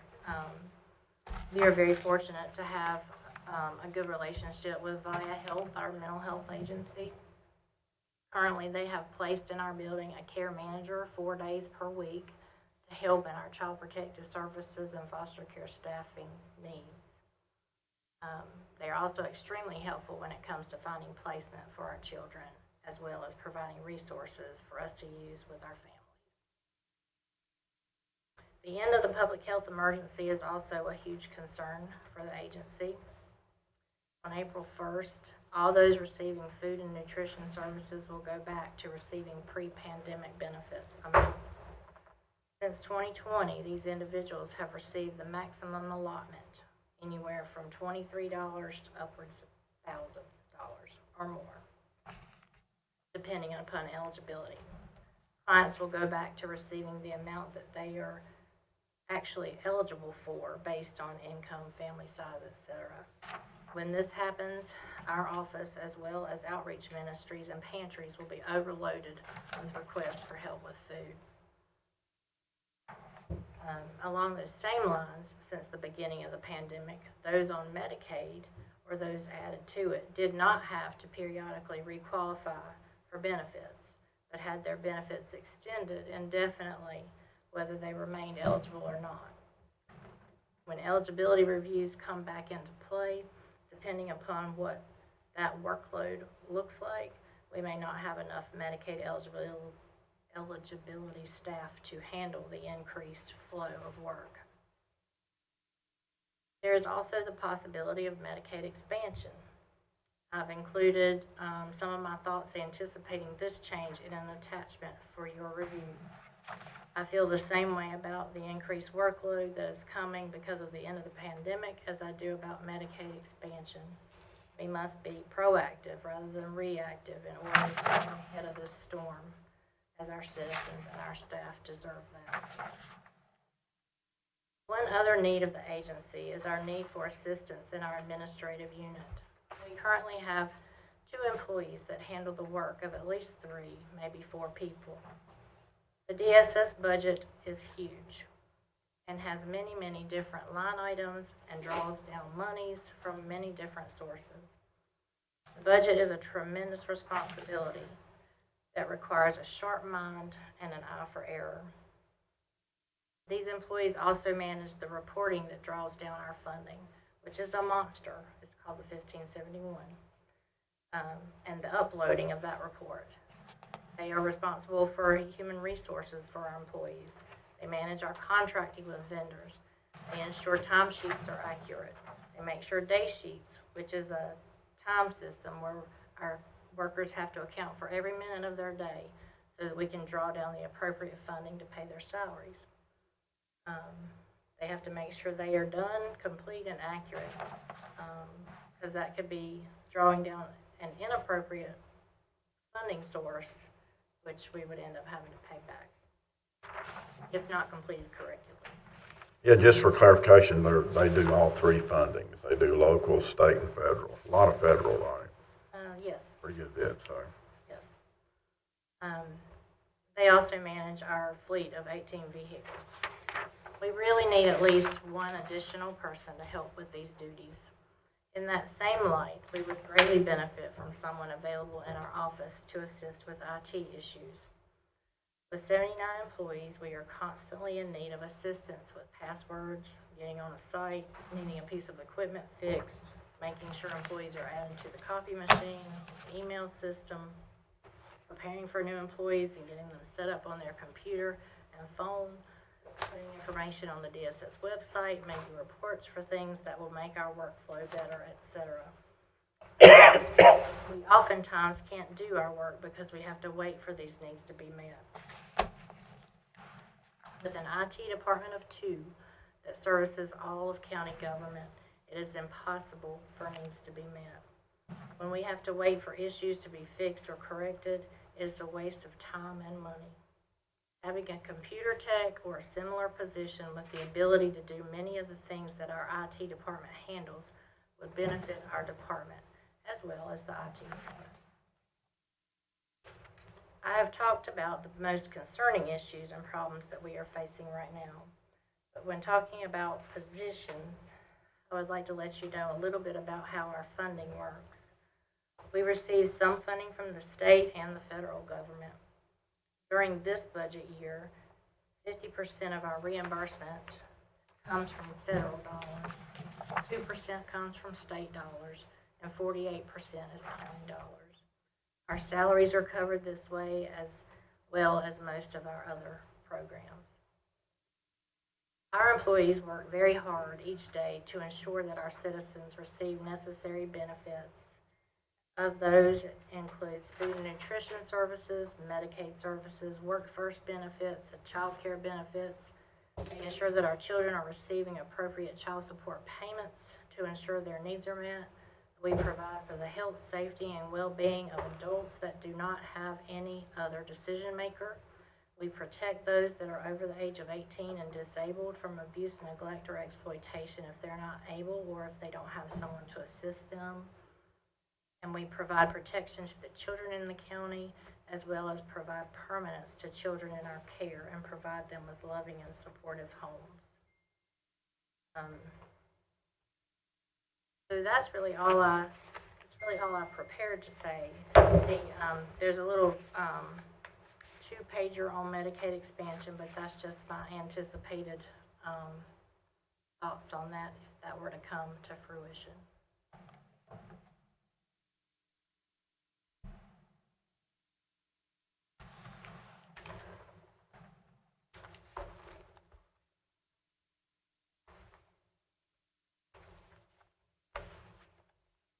All right, yeah. Anything else you ready for us to ask questions or whatever? Okay. Sonia, you want to start with questions?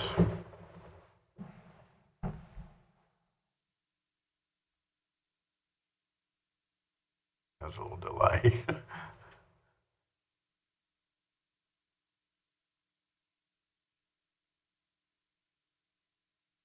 You there, Sonia?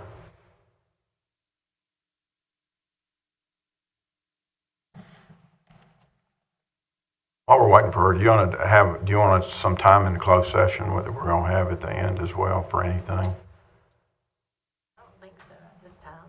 Okay. Ronnie, you wanna go? Sounds like she's Sure. pulled over for gas or something. Just looking at your organizational chart, Stacy, and you got 79 full-time and 5 contracted, 84 total now. Okay. And you're just sure during this COVID time, the last 2 or 3 years, and now that we're trying to come out of it, I'm sure it's presented its own set of problems. Prioritizing this, I see, I'm trying to count in my mind, in my head, your different responsibilities for your social workers, child support, etc. And Brad asked you about the children and the substance abuse of the parents. Has it been a huge increase in the last year, or since COVID started, or when have you seen a pickup in this? Well, we have consistently seen an increase in it. I believe that in '22, we had more Child Protective Services reports than we've had in recent times.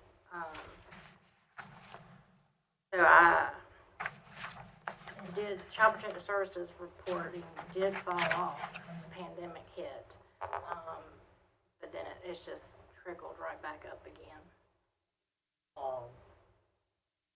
Talking about 2 IT people in the county, to service all the county. So are you saying that social services could use a full-time IT person just for your department? Yes, sir. I just wanted to clarify that. That's all I have right now, Mr. Chairman. Okay, Brad, you want to go next? Just with, I notice a lot of times under the sheriff's office, like, he'll put out on his website, like, wanted people, it seems like almost a lot of them are child support. So just to clarify, y'all do the child support enforcement, right? So do you guys, what is the process to get a warrant for that? Do they do the whole thing? No, the Sheriff's Department does that for us. We refer and work with them very closely, and the court system to handle all that. Okay. All I got. Used to, you had a deputy work over there all the time. What was that? I can't remember the details how that worked. She was there mainly to help in our child welfare adult services units, to go out with them on report investigations. That was her main purpose when we had her there. She was also there available when we needed a stronger hand in meetings with parents that we would have on site. It was a very beneficial thing when we had that there, and it would be beneficial today as well, because especially with the way the people are today, they're not as friendly as they used to be. And our social workers and even our income maintenance workers, they get treated terribly, many times. And it would be nice, to have, someone of maybe with gun carrying powers, available to make people know that we need to be treated appropriately. Not that that always works. Do you, now do you call a deputy if you need for a certain visit, you just arrange for a deputy to go if you perceive that to be an issue ahead of time? Yes. Okay. Could you describe for the board the, I forget what you call it, that process where you guys all get together every month in one room and discuss all these cases? What do you call that? Staffing, yeah. And the reason I'm asking you to do that, I wonder if that's something that our board, one of our board members, say it at one at a time, could sit in and listen to. They could. I have to have any special. They would have to sign confidentiality Okay. paperwork. Hey, we all just do that anyway. Then we can do whatever we need to. All of us just sign that. Because our workers are very, very candid, and do a lot of discussion about the case, what they found, what they think. Those staffings determine whether or not we accept reports for in-home case management, and whether we need to file a petition for custody. So it would be fine. Those are long days, a lot of them, because they try to go through every case they have. Yeah, I just think that, you know, if our guys can make time to do that and to go out with a social worker, I would recommend Child Protective Services social worker one time. I think it would just really, I mean, you can talk about this all day, but when you go out and see what's going on behind the tree line in Stokes County, it's pretty sobering sometimes. So if you think about that as well. I remember one case when I was county manager we had where you guys, I was involved in it somehow, I can't remember, some kind of appeal or something or whatever. But the social worker gave me the documentation on this case to read. And I mean, it was like, I don't know how many pages, this thick, single space, double back, whatever. And I read on it for a week, you know, every spare minute I had in the office, I was reading that package, and I still didn't get through it in a week.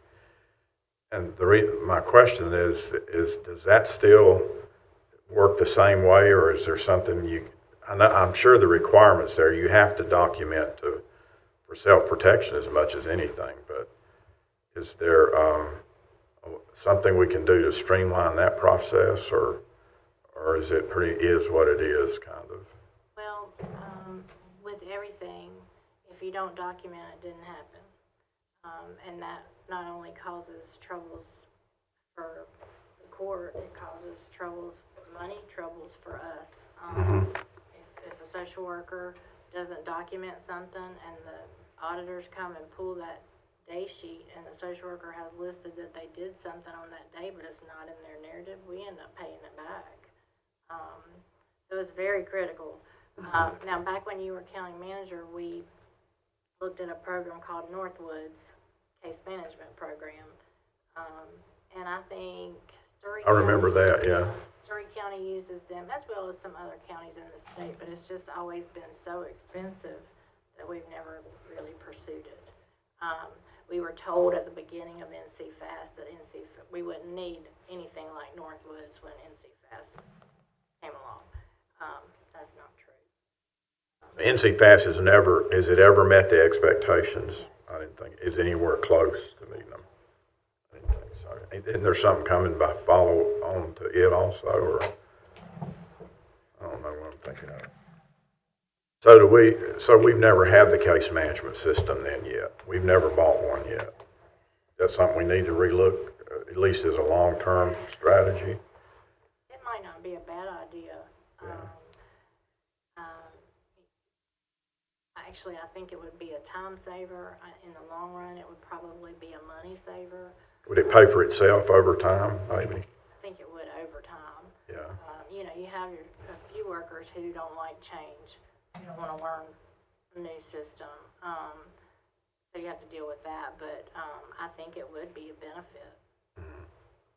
It's just really, Yeah, what about storage and scanning that we did years ago? Is that working out?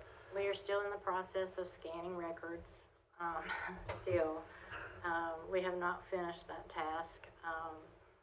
Our file room has become, several of the stacks are foster care cases and deceased people.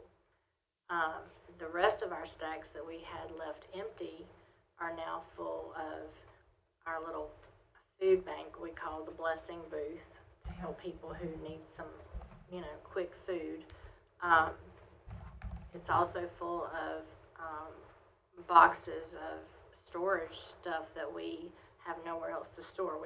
We are out of space, and I think I put that in my little piece about the Medicaid expansion. We have no more space to grow, none. We have workers sharing offices. I have a worker in a closet. We have no space. You know, originally my thought was we could put a couple of space offices in the file room, but now that we are using all those file stacks for storage, we're just completely out of space. Okay. I keep asking some more. Do you want to? Keep asking.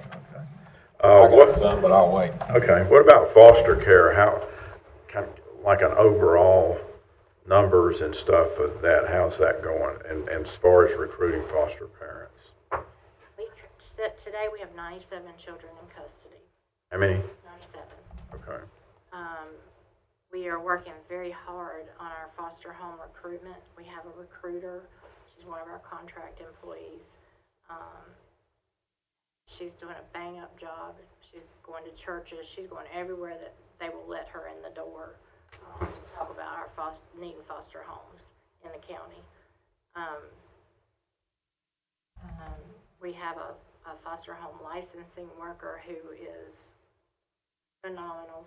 She teaches our MAP class. She works with our families.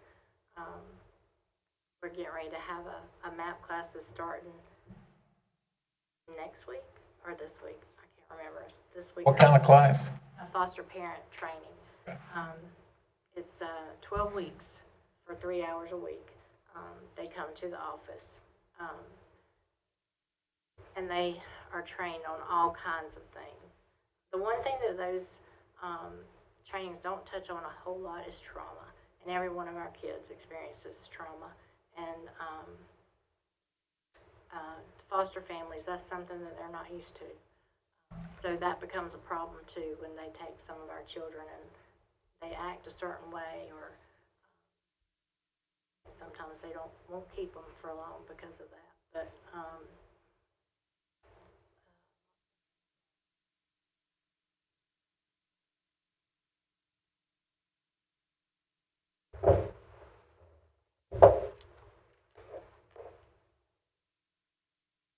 I'm just kind of, my question is just about the health of the program, and whenever you run out of them and you have foster kids, that's when real trouble happens. So that's right. We have the thing about foster parents is a lot of times they have in their mind, they come to class prepared to and end the class saying they want to accept a certain kind of child, a certain age child, and that's difficult because not all children meet certain criteria. So we are left to find other placements for our kids. Right now, like I said, we have 5 children out of state in placements. We have 55 in out-of-county foster homes or residential settings. you have to visit all those places too, right? Every month. Regularly, yeah. Okay. Anything we can do for that program, that's just so critically important. Do you have any interface with animal control with endangering kids or anything like that much going on? Next to never. Oh, okay. What about the Vanguard thing, or that's what we were using back when I was around earlier, right? Does it still work? It's just expensive, as I remember. And it's helpful. Like right now, we're using them some to visit some of our kids, some of these monthly visits that we have to make. But then you've got certain social workers who, they don't want somebody else to visit their kids because it's their kid. But they are helpful when we need help. Okay. You still have those positions, I hadn't looked on the chart here, the transportation, We do. We one or have 4 two, of those. 4 of them, yeah. We And did? we still can't get it done. Okay. They pick up our children, take them to visit with their parents, supervise that visit, and then have to take them back to where they picked them up from. Oh, okay, okay. And some of those visits are all day type things. We have, I forget where one of them is, but we have to leave here, go to where the kids are, which is a 2-hour drive, I think, come back somewhere close to here where the parents are, provide the supervised visitation, and then take the children home. So it's a process. Do you, when I was here before, we had that one child that required 24/7 care with 2 social workers at a time.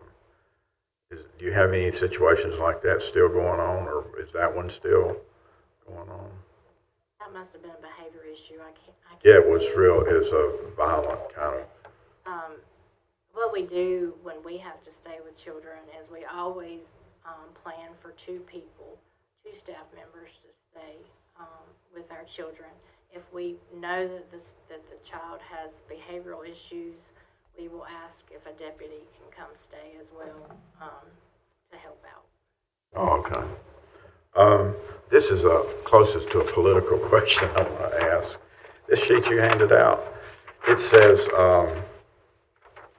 I just want you to interpret this for me. It says benefits distributed down at the bottom, and it says in 2020 it was $10,574,888. Then in 2022 it says $19,748,445. Could you explain that difference? Why it went up so much? That's the food and nutrition program. People are getting regular benefits, and now they're getting the total allotment. So that's where that figure comes from. Okay. What about beyond COVID benefits that, the reason I said this might be political is when Trump was here it was 10 million, Biden's here it's 19 million. So I was wondering if there's, I know that the only thing I hear everywhere I go is that people are being paid to stay at home and not work. There you go. And I just wonder how much of that, this is kind of a crazy question, but how much of that would fall into that category of paying people to sit around and not work? I mean, that's probably a possible question to answer, but I don't think it's all COVID though, right? Probably not. Or is it? That's what I'm led to believe, so. Okay. Okay, I won't press that any further. Go ahead, Keith. I don't think I got anything else. Any other questions that I wrote down? I will say one thing Oh, no. real quick. When you look at this number, this $19 million, that's $19 million coming into the hands of Stokes County residents to go use at our local or where food places. That's money coming into our county that helps our county. I don't have a problem with that as long as it's not keeping them from working. We won't go No there. comment. Go ahead, Keith. I know that we have helped the elderly in other situations, our church. Who reaches out to the churches in the county? Because they could help a lot. We reach out occasionally, but Nine times out of 10, when that gets done, it's me, and I don't have a lot of time. I reach out occasionally. We reach out at Christmas. We reach out at, when we have events, we try to send flyers to all the churches. And we do reach out to some churches that have assisted us monetarily helping families. I'm not talking,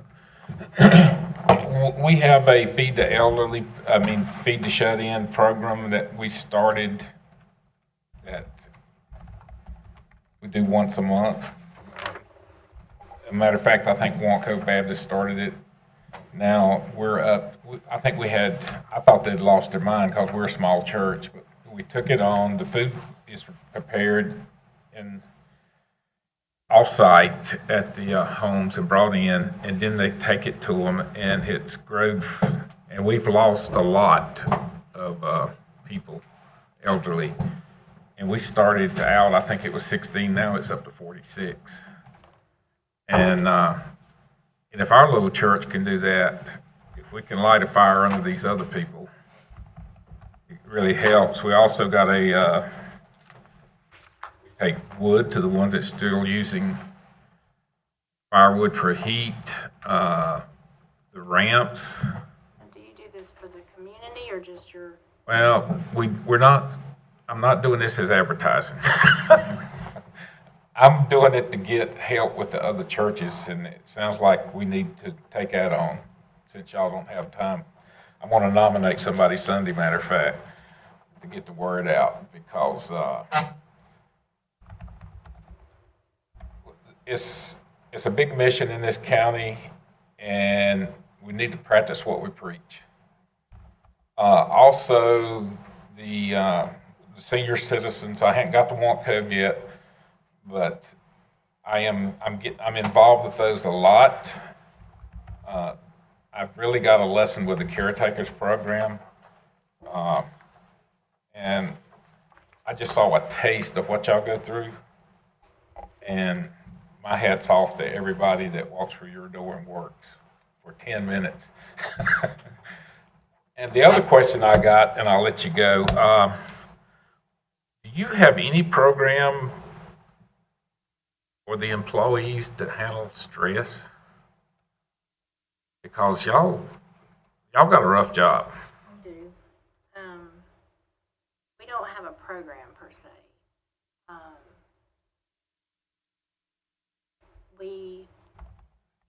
Whenever I see information that looks like our employees would need it, I will print it off and put it in everybody's box. So you have to read the employee. You have to read their stress level. It falls on you. They just don't open up. But we also try to do fun things, like twice a year, I try to have events where we close the building for half a day, and we get together and eat and play games and enjoy each other. Those are huge hits. But there again, we can't do that all the time. And you got 2 people retiring pretty soon? Yes, sir. You got a plan in effect to replace them? No, sir, I'm getting ready to post those positions. That's all I got. Good job. All righty. Anybody else? Oh, Sonia, we couldn't get you a while ago. Are you there now?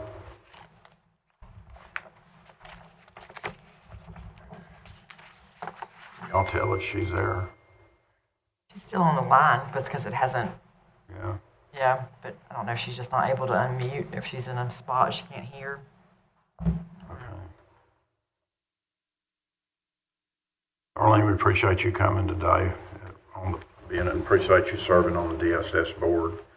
Especially, you worked there to start with when you first got here, before you came up to the admin building, right? You got anything you want to say? Yeah, have you got anything you want to add? Well, first of all, I'd like to commend y'all as a board for taking the time. I know everybody has a busy life, but to take the time to allow these department heads to come in and give you firsthand information on what their department needs. As far as social services, like I said, I started out at social services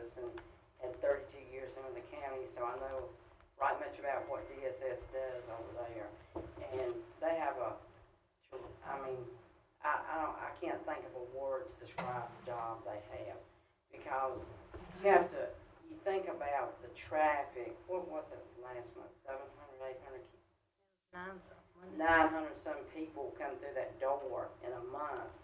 And you realize that everybody that comes in that door is needing something. It's not, they're just coming, but, and it's not stuff that it's essential needs, you know, they need something for heat, electricity, food, doctors, you know, and I can't speak for the entire board, but, you know, I'm sure the ones like Stacy said have prior obligations that can't be here, but I know they would agree with me in expressing appreciation to, you know, anything you can do to help Stacy out.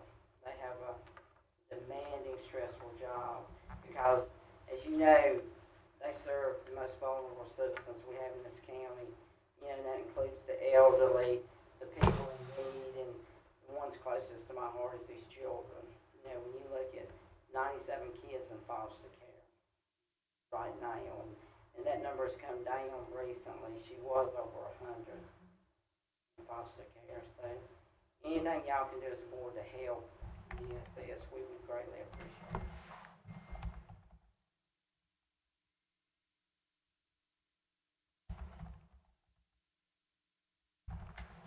All righty, thank you very much. I've got some text from Sonia. She said she can hear us.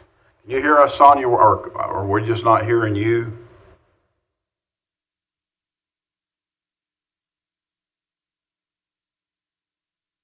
Asked her if she had any open session questions, and she said she agreed with my comment about getting people back to work. I mean, we can't hear her. I mean, there's no noise, so she must be muted somehow, because that phone's not muted. Yeah, and that's the only thing I got on mine. Something about our board reaching out to Value for additional help. Did y'all get that? Yeah, I got that one, yeah. With placement for kids. Well, I will tell you that. You want to comment on that then? Via works as hard as our staff does, trying to help us find places for these kids. They work right beside us, trying to help us find places. Okay. Well, she says she has a question or two for closed session, so we'll get you to come to that, Stacy. I don't know if she's got anything else or not. She said, good to hear to your last comment. She must have hoped she stopped driving while she's doing this. Yeah. And she said, no additional open questions. Okay, great. Did anybody else? I'm out of the car. She says I'm out of the car now. Good. Hope you went through that. Okay, do you guys have any other questions or comments, anybody, for Stacy? Thanks all. Appreciate all y'all do. And thanks for Good coming. to see you again, Darlene. Good to see y'all. Yeah, I appreciate all the hard work y'all do down there. It's very complicated and eye-opening whenever you get involved directly in it. So hopefully these guys will be able to do that Yeah, if a I little could bit. add one thing, Chairman Morris, get used to that. Do I? One thing I would echo on, if you can take the time to go to DSS and just see what they do or go out on a home visit, because I can let you know that Rick it was an eye-opening experience for him when he went as county manager. And because he went on a call with them and it was eye-opening to him, so I think it would be beneficial. I think it's good for anyone. I know when I was a guidance counselor at Southeastern for many years, I went out on a couple rides with them, and everybody needs to go out at least once and see some of the things going on. Sonia said, thanks DSS for all the hard work. I think that's her last comment, probably. Anybody else got anything? I don't. Thank y'all very much for coming. Thanks, Becky.